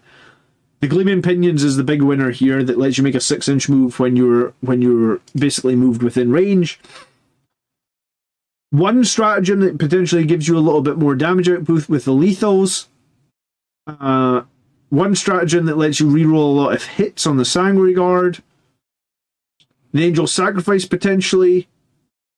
Advance and charge or fall back and charge. But here's the thing that I think I don't like about this detachment is there is no bonus to attacks or strength. So basically you will be playing your models on those base profiles. So anytime you think Blood Angels are strong, like Blood Angels are always a lot stronger when you charge than when you are charged, right? Like that's a general rule of thumb. You never want to be getting charged because you are quite weak on the charge, no extra attack. And if a standard guy has 3 attacks, 1 extra attack is like a 33% increase, right? An extra strength usually improves your wound roll by 1 as well. Maybe not all the time, but a reasonable amount of the time. So I probably am going to go out on a limb and say the Angelic Host will not be the strongest attachment because it will struggle with killing power. There's maybe there's some plays around here where, like, if you wanted to do some tricksy stuff, like you want to run some dreadnoughts maybe, and you wanted to be jumping units up and down all over the board scoring, that could be cool. But yeah, slow 2x2 in the chat says it will struggle against high toughness. Yes, because Death Company are not going to be the all-out killing machines that we know them for right now, and Sanguinary Guard are definitely not that either. Have we lost Seth? Says Mick Steezy. We have indeed lost Seth. We've lost all our firstborn characters. We lost all the firstborn characters, all the firstborn dreadnoughts. The only firstborn thing to survive is the Predator. And I think I've said before, now that I've got 530 people watching, it might be worth saying, because one of them might be from Games Workshop. I think that they should announce how long some of those classic models are going to stay around, right? Because like people always come into my stream and ask me, like, should I buy a Vindicator tank? I really like Vindicator tanks. They're actually pretty good in 10th edition. I have 2 of them. I'm not going to buy a 3rd one if it goes to Legends in the next edition, right? And I think the way that things have been going now, where like you just see the Blood Angels Codex, basically everything Firstborn got gutted out of it. Like I personally had already stopped buying Firstborn stuff now for pretty much a year. But it's really quite frustrating to not know what you can buy, because they're gonna get Legends, right? So Angelic Host to me is, thanks so much for subscribing for that. I'm not sure. I'm more excited about the Liberator Strike Force. Is that what it's called? Liberator Assault Group. Sorry, I think that seems stronger. I was excited when I knew we had uppy down detachment, but I was kind of feeling that we might have some problems with it, because like if we do have an uppy downy detachment, the things that I think would have made it good are the ability to charge with like an additional dice, when you come down, like when we used to get those 3d6 charges, because 9-inch charges, as we know, are super unreliable. Even when we used to have +1 to our charge roll as default, like last edition when we had +1 to our charge roll, that was like an 8-inch charge is already a pretty bad. Even with a reroll, it's like less than 2 in 3 chance. It's like 65%, so less than 2 in 3. So I felt like if we're going to have this uppy downy detachment, if we don't have a way to improve charges and we don't have something like that, then it might struggle. And this one feels a little bit like, what's that detachment in Codex Space Marines that just had Vanguard? People thought Vanguard would be really strong, and it is really strong if you run the Centurions, but like I don't think we really see many people run Blood Angels Vanguard. And I think this is, and the reason you don't run Blood Angels Vanguard is because you've got no buffs to any sort of melee damage. And this list kind of has the same problem, right? You have one strat that you could use that gives a little bit of damage buff, and then you've got this one strat when a unit dies that might buff Sanguinary Guard, but that's kind of like, in practice that's going to be quite hard to deal with, because a unit could die on one side of the board and their Sanguinary Guard are on the other side of the board, and you only have one squad of them. So that be downy detachment might be a bit more difficult to play. Let's have a look at the 3rd detachment, the Lost Brethren. Hello Gav, how you doing? Gav actually went 4-1 this weekend with Blood Angels. I don't know how many tournaments he's been to before with Blood Angels, but he was super close. So he was interested to check this out as well. Okay. So this is the Death Company detachment. Each time a Death Company model from your army makes a melee attack, reroll the wound. If the model is below starting strength, if this model is below half strength, you can reroll all the wounds. So based on what we know, Death Company are almost going to be allowed half the squad to have Power Fist and Eviscerators. So out of 10 guys, 2 guys will get Eviscerators, 3 guys will get Power Fists. The second you're below starting strength, and I guess when you go below starting strength, you're going to pull off a guy with a chainsword, right? So you can reroll wounds of 1, and then when you go below half strength, I imagine you pull off all 5 guys with the chainswords, so you're left with like 2 Power Fists and 2 Eviscerators. Then you're going to be rerolling all your wounds at that point. Hey Colin, good evening. Alright, enhancements. One death... And there, yeah, before we move on with this, there was a data sheet that, on the points thing. I haven't actually seen the data sheet for this model, but he was specifically called out. Death Company Captain on foot, 85 points. Death Company Captain with a jetpack, 100 points.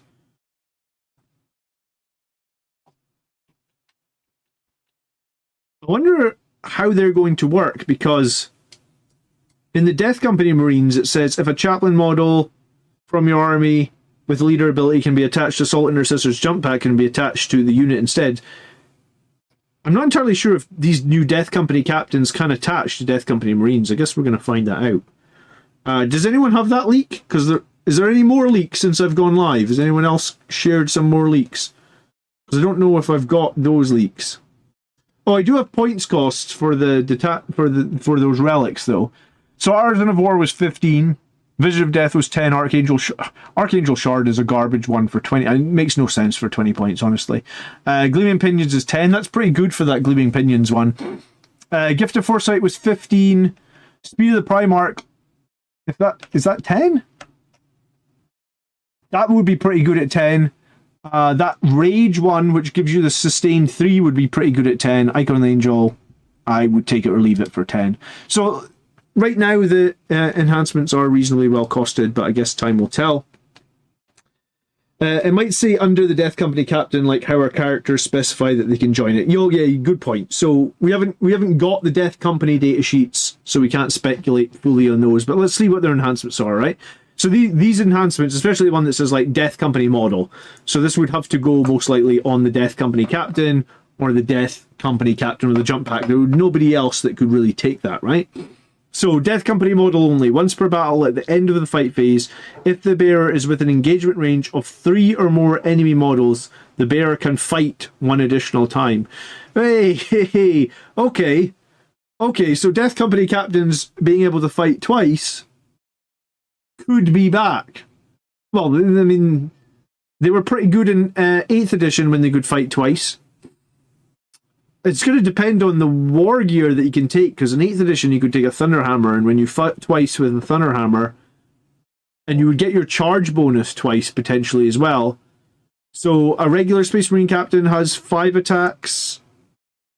I guess you're not getting +1 attacks this time because you don't have +1 attacks from your detachment. So you would get 5 attacks, but potentially if there's 3 or more enemy models with engagement range, he can fight again. Okay. Blood Angels players will also be rolling Hazardous to try and blow up a Marine so that they can so they can get rerolls to their wounds. Yeah, potentially. Okay, Blood Shard.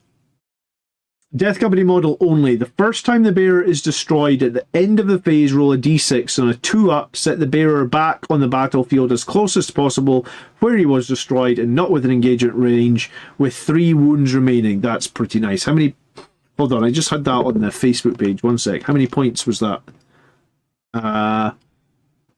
That's 25 points. Okay, that is expensive, but once per game...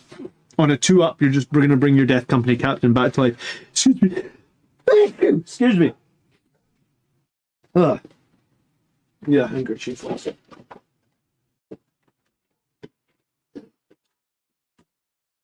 I mean, a captain costs what, 100 points? So 25 points to come back with half wounds. It's not the worst thing in the world, right? Bless you, thanks. Okay, to slay the War Master. Oh, this was the one from 8th edition where you did a bunch of mortal wounds, wasn't it? So once per battle, at the start of the fight phase, if the bearer is within engagement range of one or more enemy characters, you can select one of those character units, roll 66 for each 4-up that character model in that unit suffers a mortal wound. Okay, so I was going to say once per battle. These two are once per battle, and that one is how many points? I've lost my tab. 15 points. So it's basically grenades for 15 points. That like use them in melee.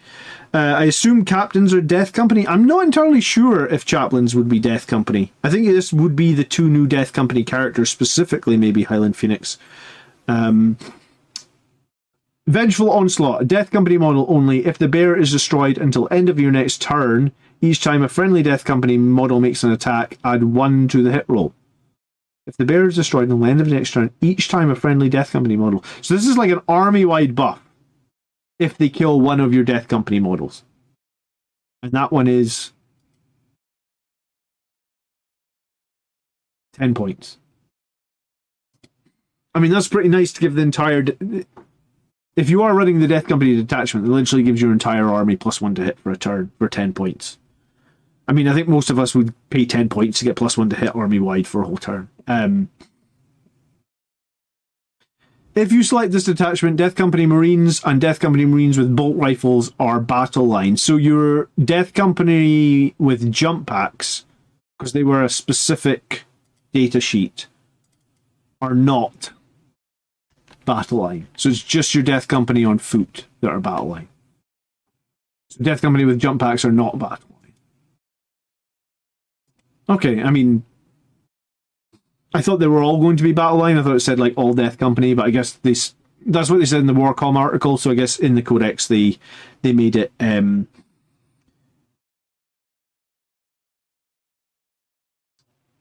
basically what they've said with Death Company is you can have 2 Power Fists and 1 Eviscerator every 5 models, I believe. And then if it's 10 models, you're allowed 2 Eviscerators and 3 Power Fists. The new upgrade sprue comes with an Eviscerator, with some Eviscerators, but I only have the sheet for the jump ones, right? Like I haven't seen the sheet for the guys on foot. So if you're not in our Facebook group, I'll link it down below in the chat. Join us or like us over on Facebook. Join our Facebook group, and I mean everything I'm looking at is being shared in the Facebook group, right? Yeah, it's 1 Eviscerator per 5 guys, from my understanding. Okay. Yeah, these enhancements seem somewhat decent. I think the Angelic Host got the worst deal, actually. I think the Angelic Host has really bad enhancements. I think the Liberator Assault Group and the Death Company detachment have pretty good enhancements. I think the problem with the Death Company detachment is going to be maybe how you're going to augment it, right? Like, because you're either going to need a million chaplains, or you need some units that have OC, right? You can't have no units in your army have OC if they don't have chaplains. Let's look at the Death Company stratagems. Where were they? Do I have them? Hopefully I've got them.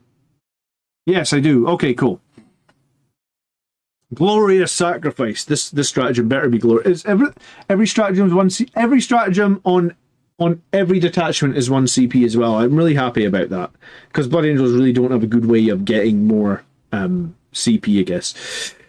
Double check the number of power fists and power weapons. The first 2 bullet points say for every 5 models. Did the third line say for every 5 models? No, the third line just didn't say anything. So it says for every 5 models you can have a heavy bolt pistol with a plasma pistol. For every 5 models you can replace 1 with an Eviscerator. Then it says 1 model can have a power fist. Then it says for every 5 again. So for some reason this third bullet point doesn't say for every 5. So 5-man units of Death Company will have 1 more special weapon than a 10-man unit. I don't know. I mean, I didn't make the rules. I'm just telling you what I'm reading on the sheet, I guess, Matthew. Alright, sorry. Glorious Sacrifice. Right, one Death Company unit from your army was just destroyed while it was in range of an objective marker you control. You can use a stratagem on the unit even though it was just destroyed. That objective marker remains under your control even if you have no models in range until your opponent crawls at the start or end of any turn. So this basically means like you've got a Death Company unit on an objective, they've killed the enemy now shoot you off the objective, which quite often happens. You pay 1 CP, it doesn't matter, you've stickied that with the dead Death Company. Some glorious I was going to say some glorious bastard there's one crazed bastard on that objective running around shouting Horus, and he holds the flag and he gets you points, and it's glorious. It is a glorious sacrifice. Okay, we have Armor of Contempt, so all 3 detachments have that. Final Retribution. In the fight phase, just after an enemy has selected its target, one Death Company unit from your army that was selected as the target of one or more of the attacking unit's attacks. Until the end of the phase, each time a model and unit is destroyed, if that model has not fought this phase, roll a d6, adding 1 if the result is, or if the unit's within 12 of the chaplain. So this is Fight on Death, and this is the only detachment that gets Fight on Death, and normally it's a 4-up Fight on Death, but if you're within 12 of a chaplain, it's a 3-up Fight on Death. So if you're going to lose 10 Death Company models, you pay them 1 CP. If they're not in range of a chaplain, 5 of them fight. 5 of them fighting actually is not the worst idea in the world, right? Because we already established that 5 of them will only have chainswords. So the 5 guys with chainswords don't get to fight if you lose all 10. And the three with power fists and the 2 with the eviscerator still get to fight. So for 1 CP, it's not the worst. On a 3-up, a few more guys fight if you're within 12 of chaplains. So the Death Company detachment will be probably wanting to do a lot of Fight on Death. You're probably going to be wanting to do that quite often.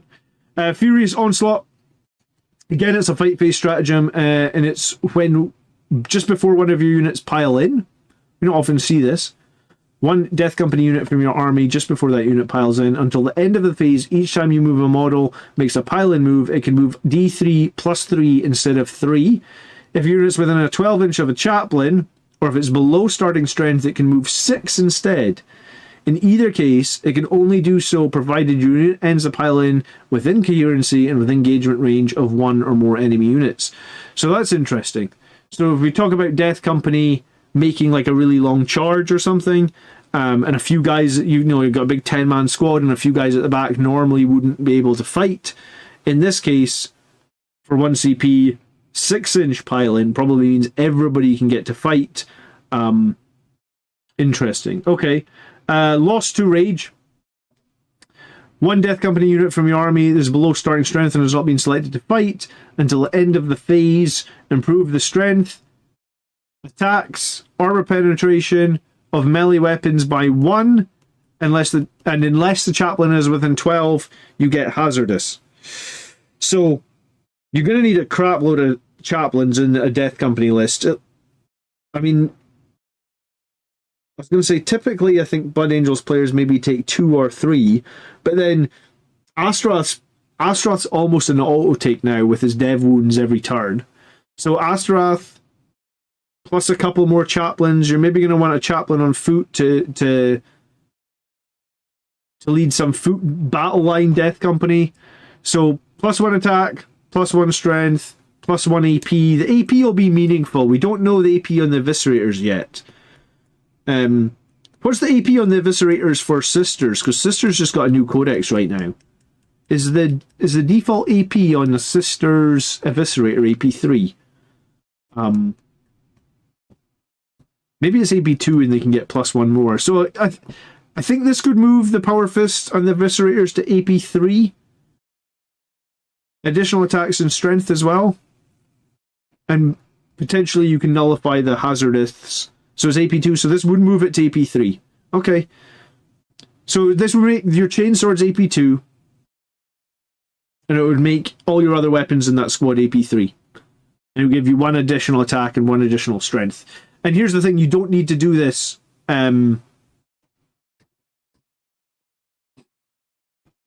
You don't need to do this on the charge. You can do it when you're fought. So it can be used defensively as well as offensively. And that's one thing that I kind of disliked about Blood Angels at the moment, was there wasn't much we could use defensively. Okay, and then their last stratagem, Wrathful Rampage. In your movement phase, just after a Death Company unit from your army advances, this is going to be advanced in charge, isn't it? Until the end of the phase, this unit is eligible to declare a charge, in which turn it advanced. So, every detachment got advanced in charge. Wow. If your unit is within 12 of a chaplain, one or more friendly, or is below starting strength, it's eligible to shoot and declare the charge. Okay, so all 3 detachments have advanced in charge. This detachment has it limited to Death Company only. The Death Company detachment looks better than I thought it might be. You are going to be kind of limited though, right? In terms of like your damage deal. You can only pay. The only stratagem that you can use that's not on a Death Company unit is Armor of Contempt. So if you take Sanguinary Guard, or you take Vanguard Veterans, or take anything else with this detachment, you're going to be super limited on what you can use stratagem wise on them. The up and down detachment, while it looks like it'll score secondary really well, might really struggle to kill things. So then I think it drops back to your Liberator Assault group. I don't know why it couldn't have still been Sons of Sanguinius. Because I think I'm forever going to call it Sons of Sanguinius. But okay, Liberator Assault Group. I'm going to try and remember that. I think this is probably the most interesting one. It lost Fight on Death, which is meaningful. But it got, 2 brilliant enhancements. Speed of the Primarch and Rage Through Warrior are both very decent. And it got a defensive one that you can play to get more damage when you are charged, which is big. Fall back in charge. Advance in charge. Still has Red Rampage, but you maybe like a slightly weaker version of Red Rampage. And then it also has a 5-up Feel No Pain against mortals. Do the upgrade sprue, bring Infernal Pistols. I honestly don't know. I guess we'll find out on Saturday exactly. Well, maybe the upgrade sprues are already on the thing, but Saturday is the pre-order day. New models will come out in like 2 weeks' time. Reddit thread has a screenshot of the front of Death Company with jump packs. Okay, hold on. Let's get that. Let's get all the leaks. I was going to say it's 10:30, but I can stay for a few more minutes. Which Reddit thread has it, dude? Shout, Michael. I'm reading your name.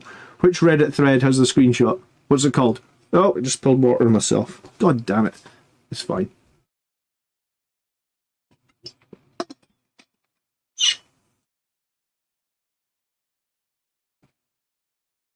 Felix loves the Savage Echo strat. Yeah, I think it'd be good. I think it'd be really good. It really gives the unit that I can just see that are really good with Savage Echoes now are Blade Guard. And Impulsors already got buffed, right? So that they fit a whole squad of Blade Guard and a Judiciar. You're going to want more Chaplains. So if you've got more Chaplains, you could basically go you could use Savage Echoes to get both the strength and attacks. And then you could use a Chaplain to get rid of the negative part of it. I didn't spill anything. I was just pouring one out for all the units that we've lost. Yeah, no shit. No shit, Phil. Hold on then. Michael didn't answer which Reddit thread has these. I'll start. I have awoken. Waskowski, thank you so much for subscribing. But yeah, there is a Death Company captain, but unfortunately we haven't seen the data sheet on that.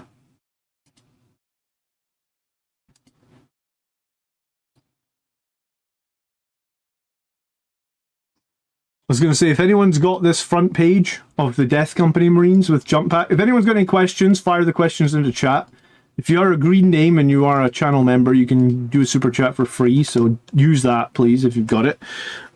Sauce Dude is really excited to try out these new detachments. Jump packs with advance and charge is 100% Blood Angels. I can't remember ever having advance per charge. No, the chaplain ability you can use on Source any Dude phase donated mythic. $10 via Super Chat. Really excited to try out these new detachments. Jump packs with advance and charge is 100% Blood Angels. Can the new captain be given an eviscerator? We don't know. I haven't seen the captain datasheet. There has been a lot of leaks tonight, but unfortunately, we haven't seen the captain datasheet. Oh, there's one here that says Death Company datasheet. Could this be it?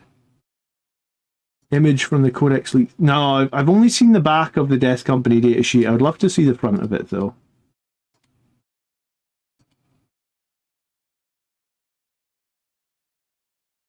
Lamartez Astroth, how many other chaplains do you think we might pack?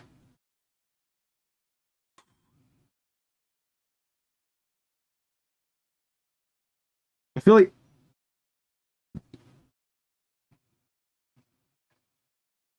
like Astaroth for me is maybe going to be more pickable than Lamartez.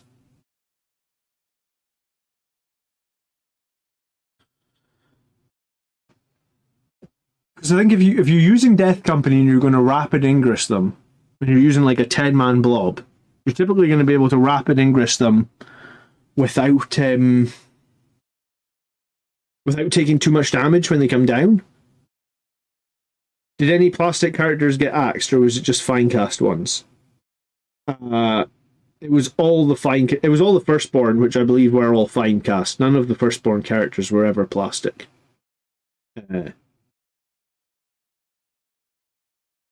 Jim wants to see how horrible and useless the Bolter Death Company will be. That's a good. They might be very useless. Do we know Mephiston's new rules yet? No, we don't. But because everything's leaked tonight, the chances are probably more of it will leak tomorrow. These were all shared in the Discord just before I came on live. I was going to say, is there any? Let me see if there's anything else shared at the moment. No, I don't think we've seen Mephiston. I think overall, though, the Codex isn't. Yeah, I'm going to have to do a full Codex breakdown. It's somewhat decent. It's got some redeeming factors. The new captain, the Eviscerator, Sustain 3 enhancement, basically Seth. Yeah, they've basically let us create like our own Seth now, I guess. But it isn't the worst thing in the world. Sorry, did I say thank you so much for your $10, Sauce Dude? Thank you. Thank you. So the data sheets that I've seen were like, they're the ones that I've got here. I've only seen Sanguinar, there was no changes. Dante, there was like the tiniest change in his axe got 1 strength, the pistol got 1 strength, he got +1 to advance. We saw the points cost for the Sanguinary Guard is crazy high at like 150.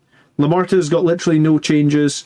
Astaroth got 2 extra attacks, 1 extra strength, and Massive Doom, which gives him Dev's Wounds, now is every single time he charge. And then we saw some points, but the thing about the points is like I think the points, reading anything into the points now is probably too early, right? Because Games Workshop will likely FAQ the points before. So what do Blood Angels have for penetration? You mean like armor penetration? I assume that's the penetration we're talking about, Mac. I mean, Sanguinary Guard Swords got AP 3. I guess in the Sons of the Liberator Assault Group, Death Company, Power Fists are probably AP 2, Eviscerators are probably AP 2. No, you just want to know about penetration? Well, Blood Angels do have big members for penetration. Just like we've got lots of big members here on the channel, right, Ryan? Oh dear. It's come to that, is it? This Codex could have been far worse, said Sauce Dude. Points aren't fixed until we get the MFM. Yeah, I mean, the Codex could have been far worse. I think net Liberator Assault Group is decent. I think the Death Company detachment might be fun, potentially competitive. The Death Company detachment will make some crazy lists. The uppy downy detachment, I'm not sure it's got the killing power that we need. But here's the thing, when the Vanguard detachment came out, I said the same thing. I'm not sure Vanguard detachment is going to be a good detachment or a killy detachment. It was, to me, the Vanguard detachment in Codex Space Marines felt like a survivability detachment. And then somebody, I think it was one of the Art of War guys, came out with like that lifting up, dropping Devastator Centurions every turn, just killing everything with the Dev Centurions. So even if we think it's not strong, there's probably a play there that we're just not seeing yet, and somebody will do it, and it will be really powerful, or it will be really strong, right? Chris expected a worse Death Company. Yeah, I think a lot of people expected a worse Death Company. I think a 10-man hanging on to 3 Power Fists and 2 Eviscerators actually probably feels somewhat decent, and it feels like it could probably be a bit better balanced. I kind of wish that it had just been 5 Power Fists, so it was a bit easier to roll that out, right? So it was just like, I'm rolling 5 Power Fists, I'm rolling 5 Chainswords, but I have awoken. I can understand it. Ryan coming in with the gifted memberships. Thank you. 5 more big members. Right, there we go. If you did get a gifted membership tonight, thank you so much to people that did that. It gives you access to our members-only Discord room. So if you aren't in our Discord, you should get in our Discord. And if you want to be in the members-only room, just link up your YouTube account. Come on over, and I guess as soon as the leaks are published, they'll be in that room, so you'll be able to see them. 3 detachments is what the other new codex has got for, like, the Dark Angel's got 3 detachments as well, but I don't think Dark Angel's 3 detachments were necessarily as good as what we've seen here, right? Like, I feel like there's always one detachment that doesn't do very well. Hold on, Ryan is screaming at me. There's more DMs. There's more leaks. What's this? Oh, we do have the front page of the Death Company. Ryan, look at you, giving out gifted memberships and giving out the leaks. He who asketh getteth, or something like that, right? Ah, cool. Okay, I wanted to see this. Good. Thank you, Ryan. If anyone else has got more leaks, DM me them. I'm ready. Death Company Marines with jump packs. Okay. Deep Strike, Feel No Pain, 6-up. Black Rage. Each time this model makes a melee attack, you can reroll a hit. While this unit's not within 12 of a chaplain, it has no OC, you can reroll charges. So none of that changed, right? You're still rerolling charges. You're still rerolling all hits. Every model by default has the heavy bolt pistol and the chainsword. A chaplain from your army can lead them. So the interesting thing, I guess, is Astrath leading them gives them... Astrath leading them gives them, let me get this right, devastating wounds every time they charge. I need to just jump back in my brain a second because there's a lot to take in here. Was there, in the Lost Brethren stratagems, did they have fall back in charge as well?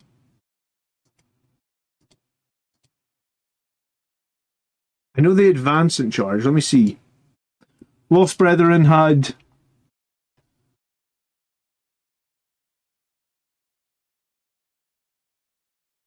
No, they don't have fallback in charge. They have advance in charge. But then I suppose if Astrath is charging with 10 of these guys, you just need to make sure that they're ready to finish the unit off so you can charge again and get dev wounds and all that good stuff again. Okay, so for every 5 models of the same unit, 1 model's heavy bolt pistol is replaced with a plasma pistol. So a plasma pistol is a standard plasma pistol. Okay, for every 5 models of this unit, 1 chainsword can be replaced with an eviscerator. Eviscerator is sustained hits. It's -1 weapon skill, but I guess that's not the worst because you do get reroll hits. So sustained hits 1. In Sons of Sanguinius, you would have 4 attacks at strength 9. In the Death Company detachment, you just have 3 attacks at strength 7. But the Death Company detachment does have a strat that gives you +1 attack, +1 AP, and +1 strength. So you would get AP 3, strength 8, 4 attacks. So you're gonna that stratagem is going to be very, very valuable for the Death Company. The Power Fist is still 3 attacks. It has the better weapon skill and it has 1 more strength. So you're still going to get 3 guys with strength 10 Power Fists. They can potentially They're either Strength 10 in Sons of Sanguinius with 4 attacks, which is the same as what we have right now, or they're 4 attacks at Strength 9 but AP 3. Where are these leaked images? People are DMing them to me. I don't know where they're coming from. I probably shouldn't. It's probably best I don't know. So, random nice people from Discord are messaging me. For every 5 models this unit, 1 model's heavy bolt pistol and chainsword can be replaced. So you can go hand flamer, infernal pistol, or plasma pistol. So you could take 4 plasma pistols in the Death Company if you want, or you can do 2 plasma pistols, 2 infernal pistols, 6 bolt pistols. Hand flamers are maybe viable. And you can do power fists or power weapons. The power weapon are strength 5, 1 damage. I think the power fist is still by far the best choice here, actually. You lose 1 attack, but you do 2 damage, so potentially you do a maximum of 6. Or 8 if you get the +1, and the best the power weapon will do is 5. So yeah, I think the power fist is always still a better choice over the power sword, right? Look how the weapon options are worded. Would the part that doesn't mention every 5 models be an addition to the others, i.e. you can bring 3 power fists in 10? Usually the bullet points are 1 at a time, right? I think it's right. I think you can bring 3 power fists and 2 eviscerators in the 10-man, right? Because you can use this bullet point to bring 2 power fists. You can use this bullet point to bring 1 power fist. Use this to bring 2 eviscerators. So in a 5-man unit, you have 1 eviscerator, 2 power fists. In the 10-man unit, you have 2 eviscerators, 3 power fists. So you actually get a little bit more punch in those 5-man units, because you have 3 guys with special weapons, but in the 10-man you only have 5. Simple, not simplified. Right? Or whatever it was. Marius said it earlier. We got 355 likes on the stream tonight. Good job, guys. Thank you. That's probably the most likes I've ever got. If you didn't click the like button yet, please click it. I do appreciate that. Hand flamers aren't bad as anti-horde. Low toughness Overwatch threat. 4 hand flamers isn't nothing. You wouldn't get to take 4 hand flamers, though. You could only take 2, right? You'd take 2 plasma pistols and 2 hand flamers. That's what you could do. Fight first is potentially 1 place doesn't make up for fight on death everywhere, Mass Prophet says. Yes. True. But I mean, I guess you could be very strategic if you know what unit has the fight first, right? Like if you picked a really strong unit and gave them fight first, I feel like you could put them in positions where you invite the enemy to have to charge them. The uppy downy is finesse. New Sons of Sanguinius is sort of traditional Blood Angels, and the Death Company is crazy fun list, says Alex. Yeah, I think you're pretty simplified, not simple. Yes, thank you, Andonius. So yeah, I mean, this could have been a lot worse, right? This could have been 1 power fist or 1 eviscerator every 5 guys. I think that was probably the fear that I had in my head. That's what it was going to be. It was going to be 1 eviscerator or 1 power fist for every 5. And I feel like that would have nerfed Death Company into oblivion. The points costs that they gave for the Death Company with jump packs at the moment, we're back to where they were before, right? So, I mean, these are not final, but they took them from 140 to 115. So,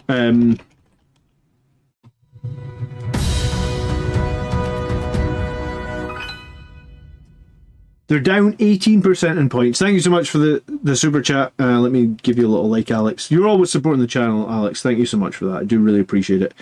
So they're down 18% in... They're down 18% in points.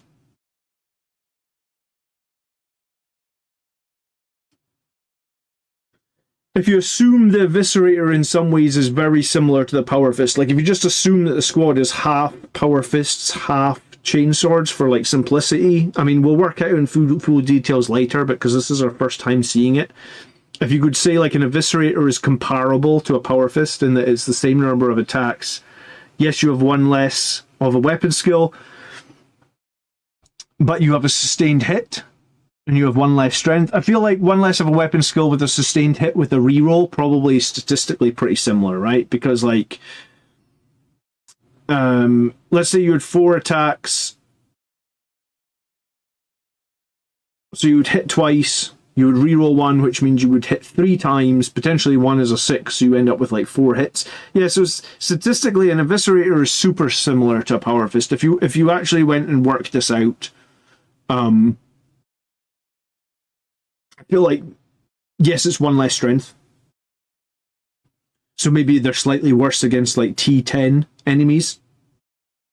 T10 was a breakpoint before. Seth is indeed gone. Sorry. Don't know who else. Every firstborn character is gone. So Tycho, Sungary Priest with a jump pack, both versions of Tycho, Corbolo, Seth, and then every firstborn Dreadnought is gone. So Librarian Dreadnought and Furioso Dreadnought. So with +1 to wound, they're basically the same. Yeah, like an Eviscerator and a Power Fist are super similar. So if you imagine your 10-man squad of Death Company before had half Power Fists and half Infernal, half Chain Swords, you've lost a bit of you've lost a bit of damage output there for sure. You've probably lost a little bit more than the 18%, but this is definitely better than we thought it was going to be. I thought Death Company were going to be unplayable. It does have a slightly higher top damage spike on the Eviscerator. Thanks, Toxic Teddy. I wasn't entirely sure, but it seems like a lot of nerfs. I think the Sangre Guard points are the biggest worry. They are very, very expensive. But here's the thing. So this Death Company before, once per game, could get devastating wounds with Astaroth. Now they could get devastating wounds every single time they charge. And if you're using the standard Blood Angels attachment, you have fallback and charge. So yes, the Death Company lost probably 18% damage output.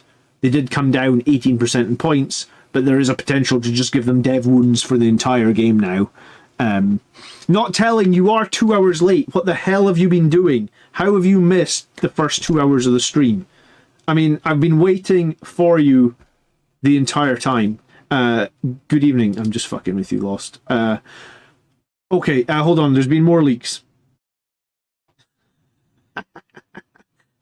Let me get the next leaks. 1 second.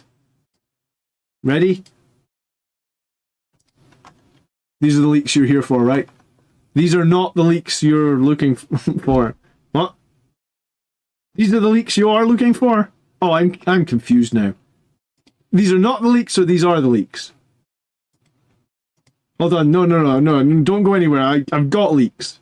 I've got leaks that are not a vegetable. I've got Death Company Captain leak. Way, Death Company Captain. That's the leak you wanted, right? Death Company Captain with a jump pack. Can he attach to anything? That's the most interesting thing. This model can be attached to Death Company with jump packs. Okay, he's 100 points. Good quality leaks right there. You're more than welcome. If you need to see any more leaks, you just let me know. I got you covered. I'm glad that we're having fun tonight. I was going to do Hobby Hangout tonight. I mean, I got my camera all set up to go overhead and stuff, and that was my plan. So this is just going completely the other way. Sorry, leaks. Death Company Captain. 5 wounds on Death Company Captain, and he has a 6-up Feel No Pain. So lost to Fury. While this model is leading a unit, melee, I think that says melee weapons. It's kind of hard to read because, again, this has been taken on a camera that was invented in like 1992 or something. Whoever's getting all these leaks, can we chip in together and get them like a camera that was made in the last 10 years or something? Like, how is your camera so bad? But hey, I'll take it because it's better than having no leaks, right? So I get distracted. While the model is leading a unit, melee weapons equipped with this by the models in that unit have sustained 1. So Death Company Captain, I guess he can give the Death Company sustained 1. I said this on my stream. If they're taking away all those power fists, they might try and make it It might try and give us like sustained or something like that to make up for it. So here we go. So Death Company Captain of the Jump Pack, he's giving sustained 1. He's got the same standard Black Rage ability where you can reroll hits, and unless you're in range of a chaplain, you have no OC. You can't fall back unless you're in range of a chaplain. Death Visions of Sanguinius. And this model is destroyed by a melee attack. When the attacking unit has finished making its attacks, you can roll 1d6, add 2 to the result if the attacking unit contains an enemy warlord. On a 2 or 3, that enemy takes d3 mortals. On a 4 or 5, that enemy suffers 3 mortals. On a 6+, that enemy suffers d3 plus 3 mortals. Interesting. So basically, if they kill this unit, they take up to 6 mortal wounds. That's not nothing. That's not nothing. This captain could be run multiple times. Matthew says he's been worried about the Codex for weeks. Weeks, Matthew? Really? You've been really worried about it? I mean, I guess it's a little bit worrying that... I will love your super chat. Thank you so much for the 1999, Matthew. You legend. I do really, really appreciate it. Yeah, maybe you missed it when I was talking, and I think there is more leaks after this, by the way, because I keep getting DM'd. Yeah, I've got Mephisto's profile. We'll look at him next. Oh, cool. I think I've got the Sanguinary Priest profile. I've got the Sanguinary Guard profile. Oh, we've got everything, boys. That's it. We've got everything. Right, after this, I'll post everything. I won't post it, because I might get in trouble. Someone will post it in the members only room in Discord. Someone will post everything, so we can see it all. Brilliant. Okay. Do I have the Death Company Brutalis? Maybe. I did see some of it earlier, yes. Matthew Box donated $19.99 via Super Chat. I've been worried about this Codex for weeks. Thank you so very much for this. Here's the thing. Even if this Codex hadn't been great, we'd have figured out a way on this channel to make a list that can do really well and... maybe not win a tournament, but at least put up a good showing, right? And it actually feels like this might... There's probably some interactions here that might even be better than what we're playing with at the moment. So we get sustained hits 1 with the Death Company. What can this guy be armed with? This model's heavy bolt pistol can be replaced with a plasma pistol or a hand flamer, sort of standard. This model's chain sword can be replaced with a power fist or a relic weapon. So relic weapon is very much just it's like a mastercrafted power sword, or yeah, a mastercrafted power sword. Is it 6 attacks, 5 minus 2, 2, so it would be 7 attacks. The power fist would be 6 attacks, 6 minus 2, 2. And this guy could be given that relic that makes one of his weapons sustain 3, right? So this guy could have a sustained 3 power fist. How does... If you have a weapon that has sustained 3 and you have sustained 1 on the model, those things don't stack, do they? That's never come up before, actually. I think there might be some interesting plays in this book, actually, that...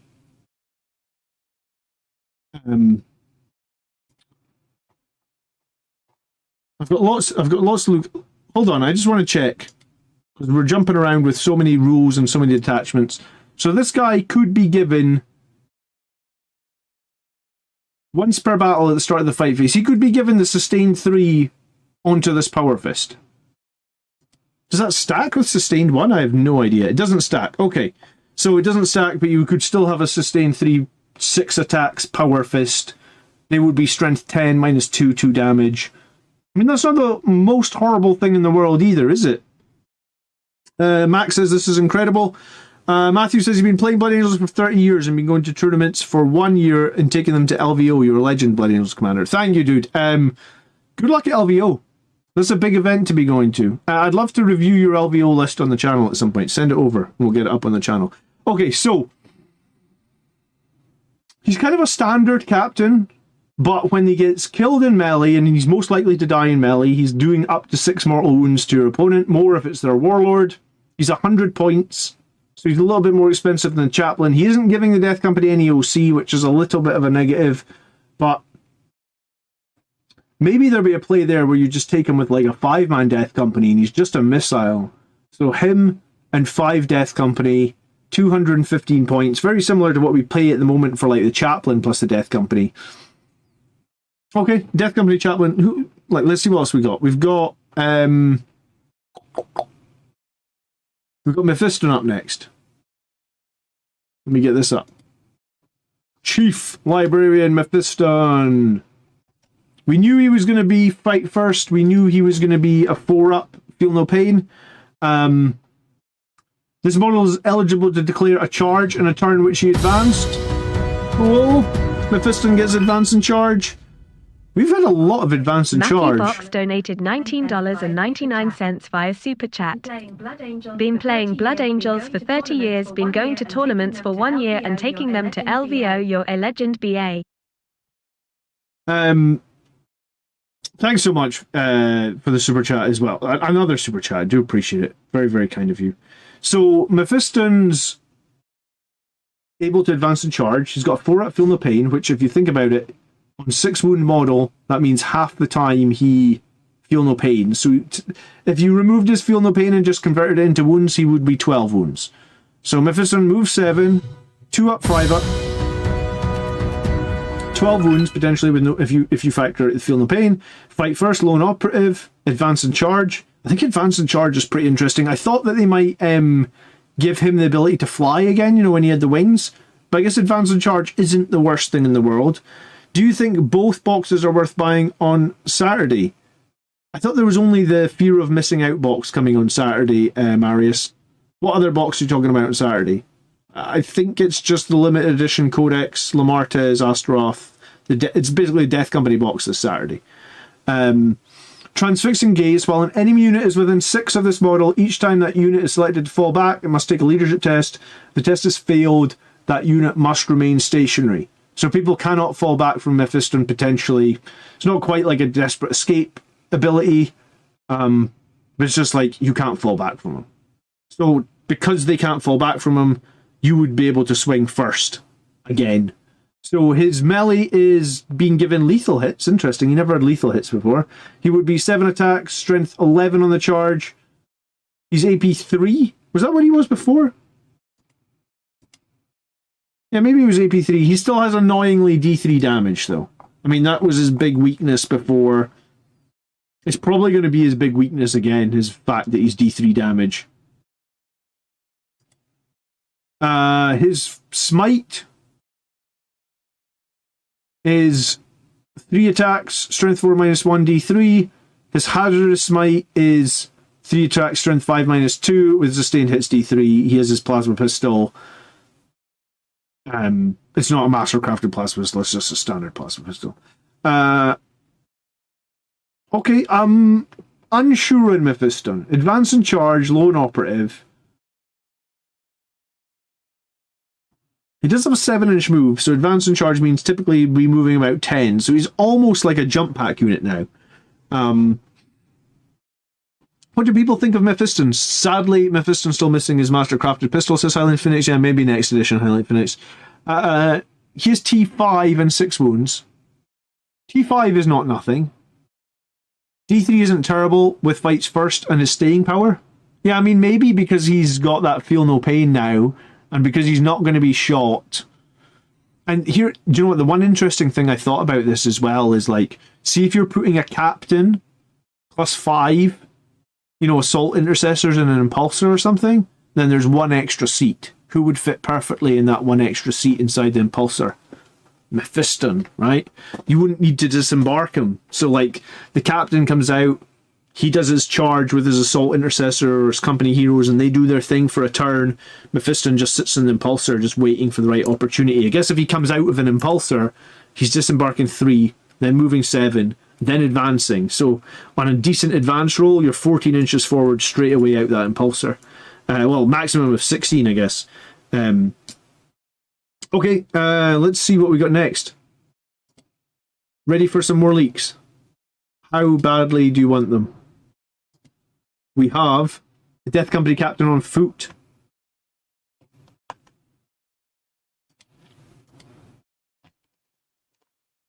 Death Company captain on foot, then. 6 up, feel no pain. 5 wounds as well.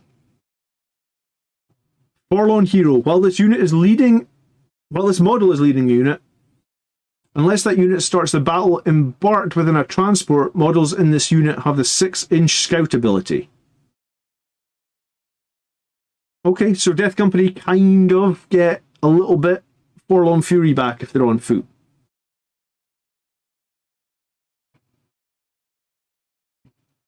Same Black Rage rule, same Death Visions of Sanguinius rule. You know, the Death Visions of Sanguinius rule is pretty interesting.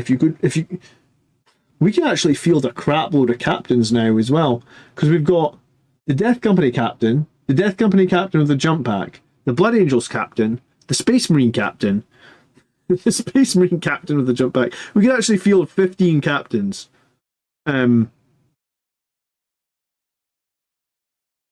Gone are the days when they limited what captains you could field, right? That doesn't exist anymore. Because it used to be you couldn't take that many captains. But I mean, that's legacy now, right? So he can have what weapons can he have? His bolt pistol can be replaced with Infernal Pistol, standard Infernal Pistol profile. His Mastercrafted Chainsword can be replaced with a Power Fist or a Relic Weapon. It's a little bit sad that neither of the captains managed to get a Phobos captain, a Gravis captain. Okay, yeah. So we could have 21 captains. All right, I dare someone to try and run 21 captains. Okay, so you can attach to Death Company Marines with... Death Company Marines or Death Company Marines with bolt rifles. Yeah, it's a little bit sad that none of these captains actually got to take an Eviscerator. So you've got multiple Death Company units that could have a scout move, but they're only moving 6 inches. I'm not entirely sure this guy is as strong as the other options. You are still going to have a crap load of chaplains, though, to make this Death Company stuff work, though, because I think there's only so many units you can take that have OC0 before you sort of get into the realms of diminishing returns. I've got Death Company Marines with bolt rifles next. Death Company Marines with bolt rifles. They have the standard Death Company Black Rage rule and a Feel No Pain. Visions of Heresy. Once per turn, they can do Fire Overwatch or Heroic Intervention for 0 CP. So every Marine has a bolt pistol, bolt rifle, and a close combat weapon. One bolt rifle can be replaced with a chainsword for every 5. You can replace with an Eviscerator.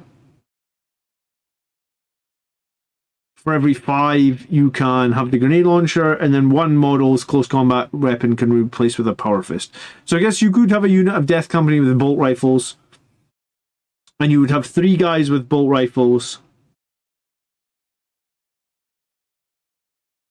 You could replace one with an Eviscerator.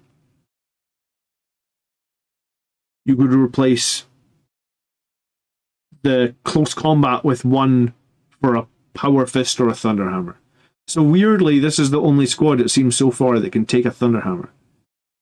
So you can still have some Thunderhammers on Death Company, they just are on foot. Interesting.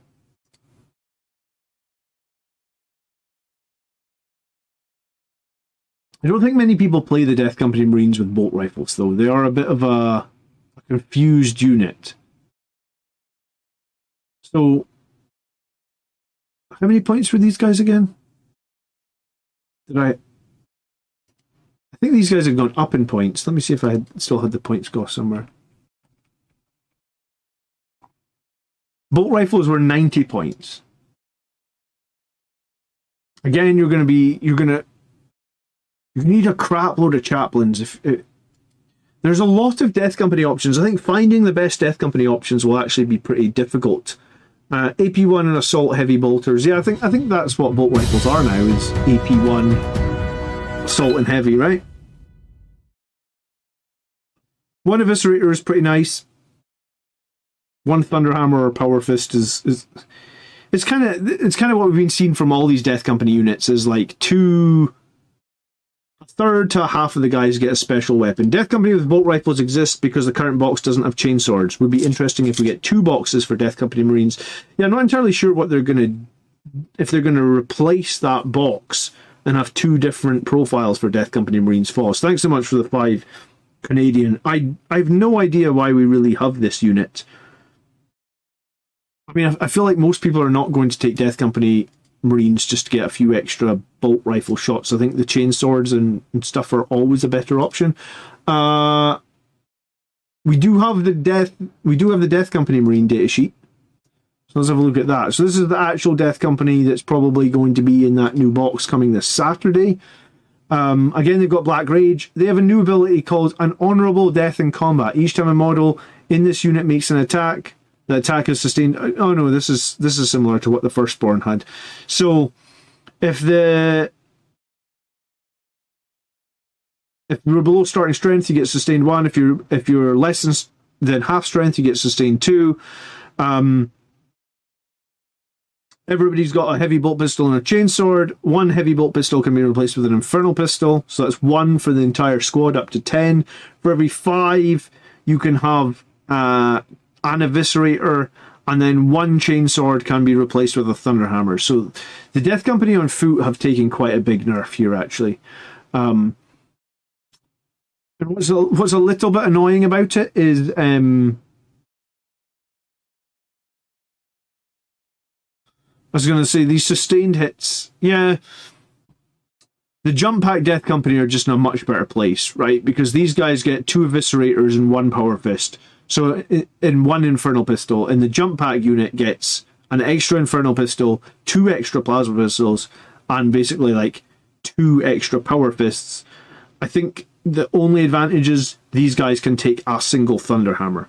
So the jump pack ones get more special weapons.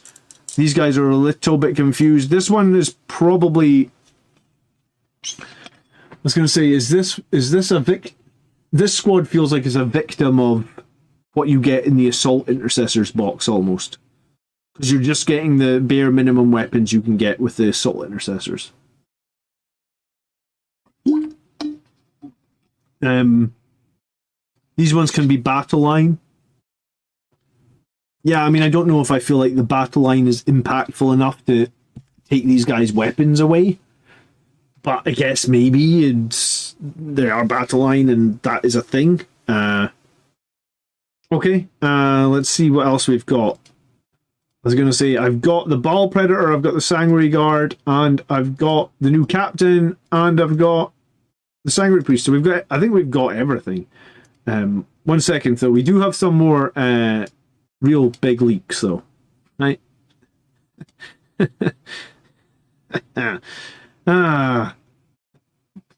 Let's look at something more serious. The Sanguinary Priest.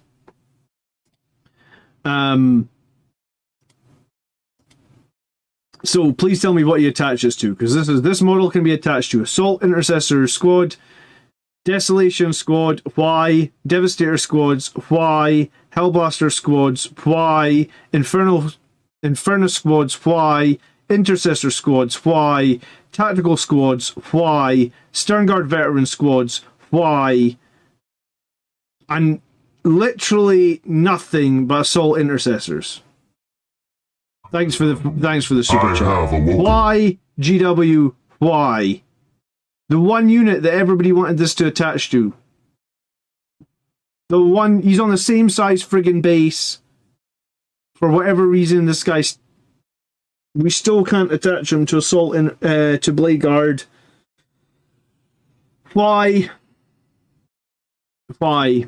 So you can attach to Assault Intercessors on foot. All the other options are garbage. If you disagree with me, then I will fight you on that right now. All those other options are absolute garbage. Why would you want to attach him to any of those other units? He gives a 5-up Feel No Pain that is great. He gives 1 AP in melee, which is great if you have a unit that has melee weapons. One of the 1, 2, 3, 4, 5, 6, 7, 8. One of the 8 units he can attach to has melee weapons. This is garbage. Hey, I'm honest. If there's one thing about me, it's I'm honest. This is a garbage profile. This is a great unit. Here's the saving grace, guys. You will not need to buy a Sanguinary Priest. Like, this garbage profile has just saved you $30. This is absolute garbage. He has a chainsword. For some reason, Sanguinary Priests normally have a 2-up weapon skill. This guy only has a 3-up weapon skill. I guess he didn't practice as much as the firstborn Sanguinary Priest practiced. I mean, he is a character, and he is a melee character. He usually has a 2-up weapon skill. So he lost a weapon skill.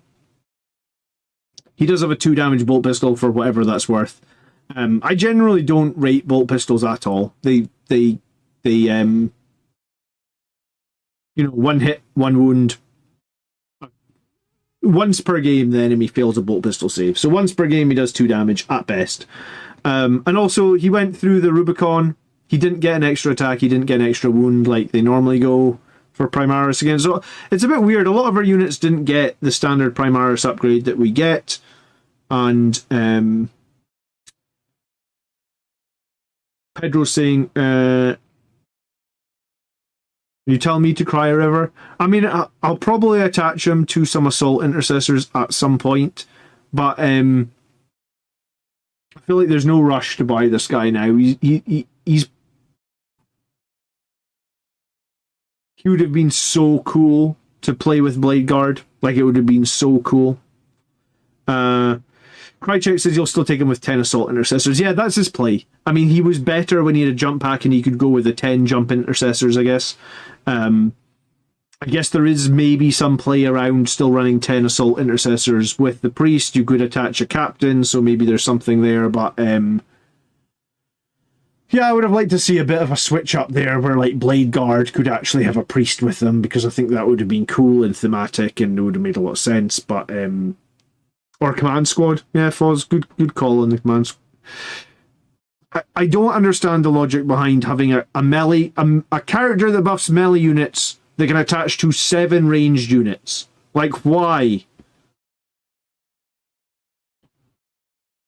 And let's be real here, right? Let's go at, like, because let's face it, for the last 4 years, this channel is 4 years old. Every week, I make videos on the best performing Blood Angels lists at tournaments, and every time Blood Angels win a GT, I post it up on the channel so you guys can all see the best winning lists and you can know what to run. I can guarantee you that none of those best winning lists have Desolation Marines, or Devastator squads, or Hellblasters, or Infernus squads. Maybe somebody had 1 squad of Intercessors to sticky objectives. Nobody had Tactical squads. Nobody had Stern Guard squads. So, yeah, I could bitch about that profile all night. It's bad. It's literally made me angry. You know, like, when you wait so many years for a unit that makes sense, why would Blood Angels not put priests with their big tanky sword unit in the middle of the battlefield? Well, it's not like our chapter master is the oldest and wisest or anything, right? Okay. Blood Angels captain. This new 75-point captain, I believe. But the points might change before we get going. If you just joined the stream at that point, bad time to join. Okay. The new Blood Angels captain. He keeps right at battle. So once per battle round, use a stratagem for 0 CP already if it's been used. Once per battle at the start of the fight phase, add 3 and get your devastating wounds. He can take an Infernal Pistol. So we basically got a whole new profile for the Infernal Pistol, because I think everything else is basically the same as a standard captain. He can take a Power Fist, which you're probably going to want to take, and you want to take the Relic Weapon. You probably want to take the Power Fist. It's probably statistically the best.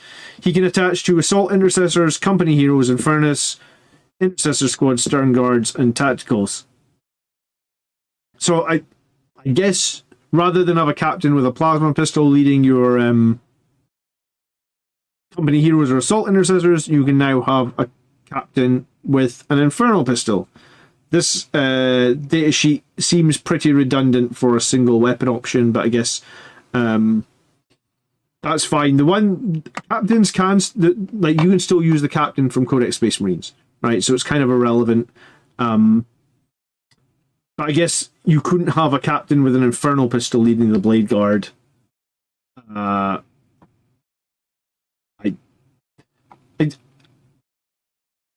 guess this is just like a thing of design of 10th edition. Like, everything needs its own data sheet. There's not really a point for this data sheet. We could have had a single line that says, if your captain is Blood Angels, they can now take an infernal pistol. But, I mean, it is what it is, I guess. So Blood Angels captain is its own data sheet. It's basically identical to the regular Space Marine captain, just it can take an infernal pistol. Okay, the Ball Predator. Let's see if anything will change with the Ball Predator. I'm going to have to pull up the old Ball Predator stats, because I don't play Ball Predators all that much myself. 1 second. Ball Predators. You guys in chat probably play loads of Ball Predators, so you can probably tell me. Move of 12, toughness of 10, 3 up 11 wounds. That seems all the same. You can reroll advanced rolls made for this model. Oh, that's different. Because I think currently the Ball Predator... Oh, do you know what? They actually buffed the Ball Predator. Look at that. Because the Ball Predator used to not... The Flamestorm Cannon never used to be assault. It used to be assault against infantry only or something. It didn't really make sense. It was like, if it was going to advance, why would it only be able to shoot its guns at infantry?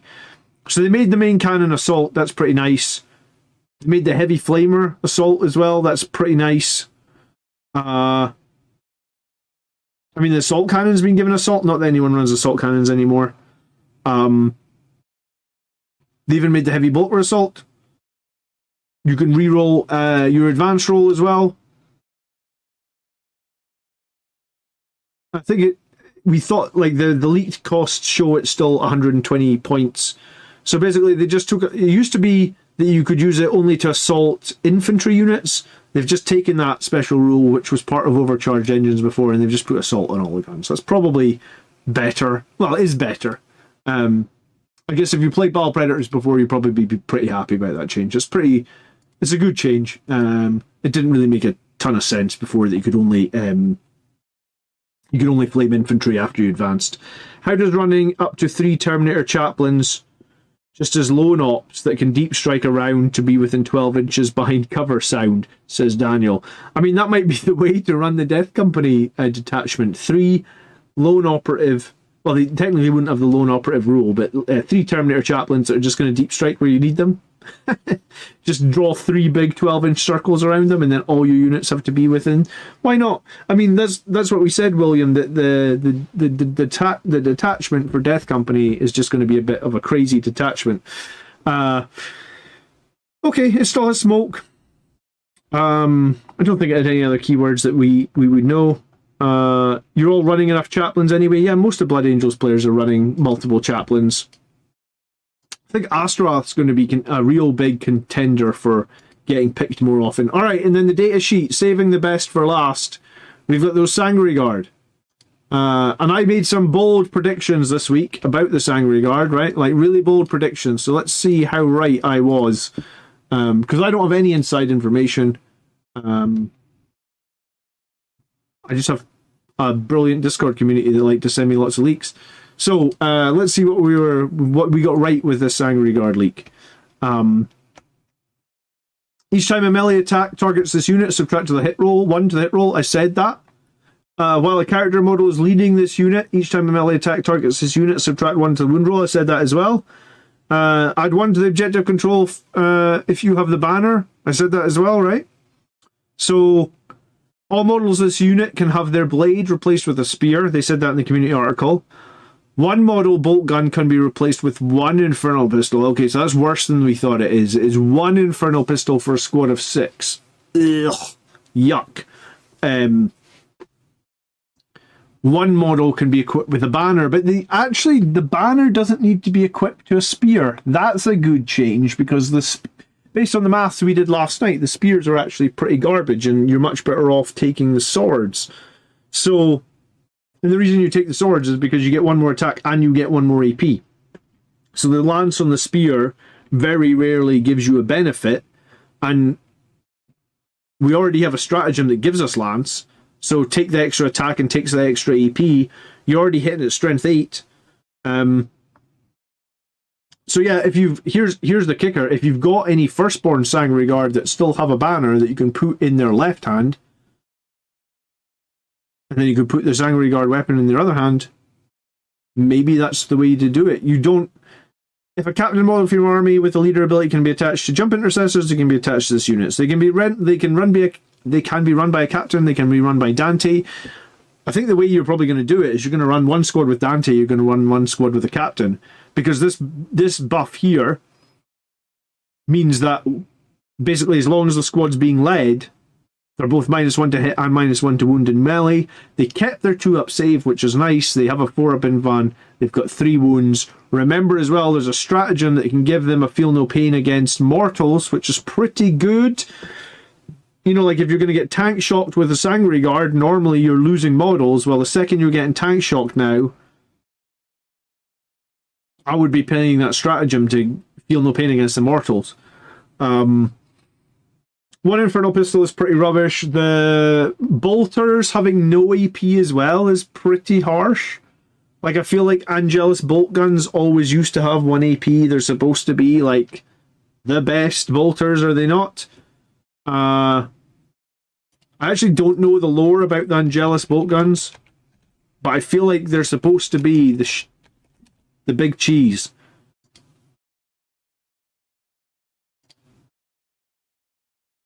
What's the low originally? Come on, there's going to be. If you Google Angelus Bolt Guns, there isn't a lore page about this. God damn it!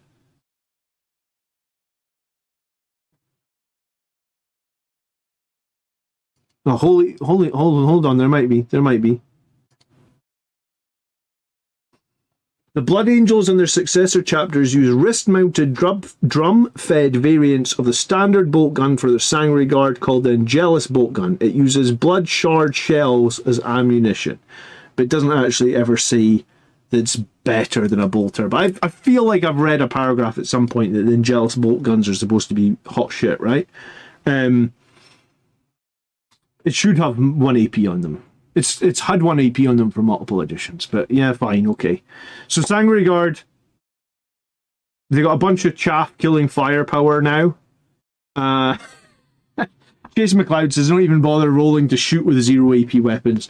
Yeah, I mean that's kind of how I feel about it. If you're coming up against like enemy Terminators or something, yeah, why are you even shooting 6 bolt guns? 1 Infernal Pistol per 6 is pretty horrific. 150 points for 3 is also crazy horrific. If you compare them to Mega Knobs, when Mega Knobs came in, they were 30 points for 3. And Mega Knobs were insanity. These guys at 150 for 3 are a lot. But yeah, hopefully the points will get balanced. Why even bother with Angelus Bolt Guns, I think. It's not even wrist mounted. The 1 Infernal Pistol isn't wrist mounted, and we used to have wrist mounted ones. Okay, so they're still OC2. They're a bit more durable, but they're super expensive. I was going to say, I really hope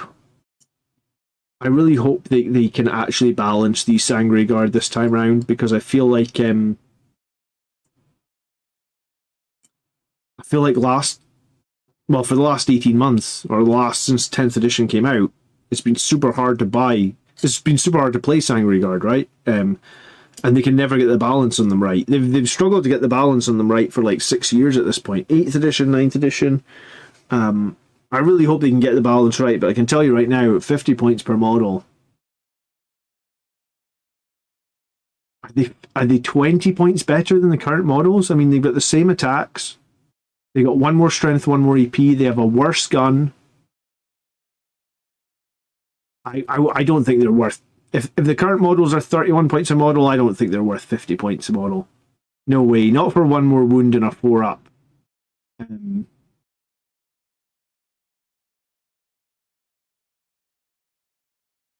I mean, they still need to be led by a pretty expensive character to get their full buff.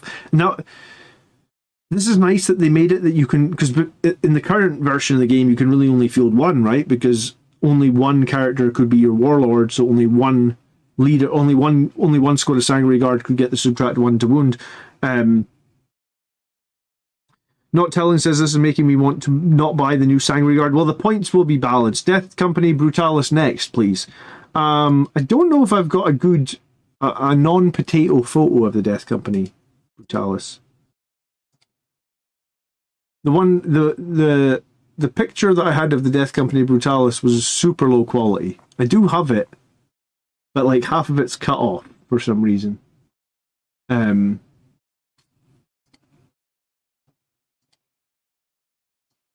So like the Death Company Brutalis has this rule that when you get shot once per turn, you'll not be able to fight multiple times anymore. You'll now surge up to 8 inches towards the enemy that shot you. That's its ability.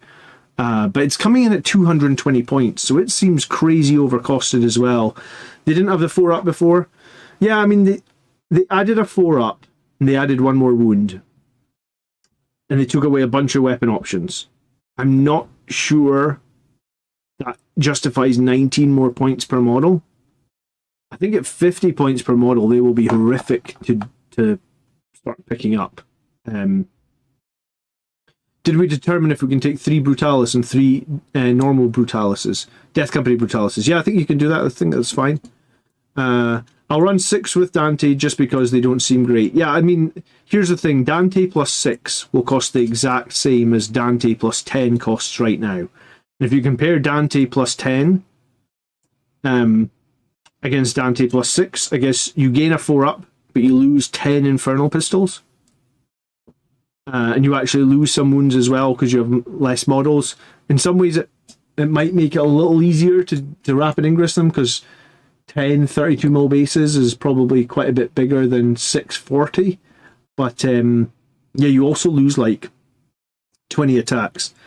Okay, so I've been live talking almost for 3 hours now, so my voice is starting to go a little bit. I think I've covered everything. So if I missed something, you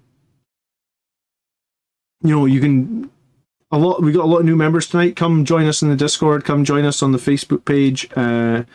If you're new here, then I mean, I put Blood Angels content out literally every week, multiple times a week. I think this is the 3rd night in a row I've been I've been live Saturday, Sunday, Monday, Tuesday, Wednesday. So I've had a new video out every day for the last 5 days. So if you can leave a like on the stream, it would be super appreciated. I will be back on Friday, actually, because I've already filmed a video for Friday, so that's coming out on Friday. And remember, the pre-order of the new Blood Angels box is Saturday morning, so you need to be ready for that if you want to get your hands on the new Blood Angels box. I think I have covered every data sheet in the stream, so if you're catching up on demand or whatnot, you know, if you scan back through the YouTube timeline, I think I have covered every data sheet.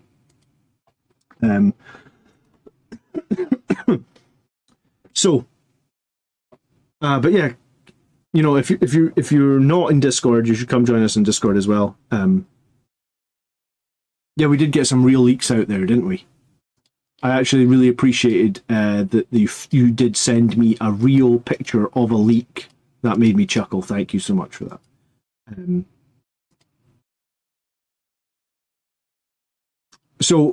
I think we peaked at, what was that? Like 531 concurrent viewers. That's friggin' crazy.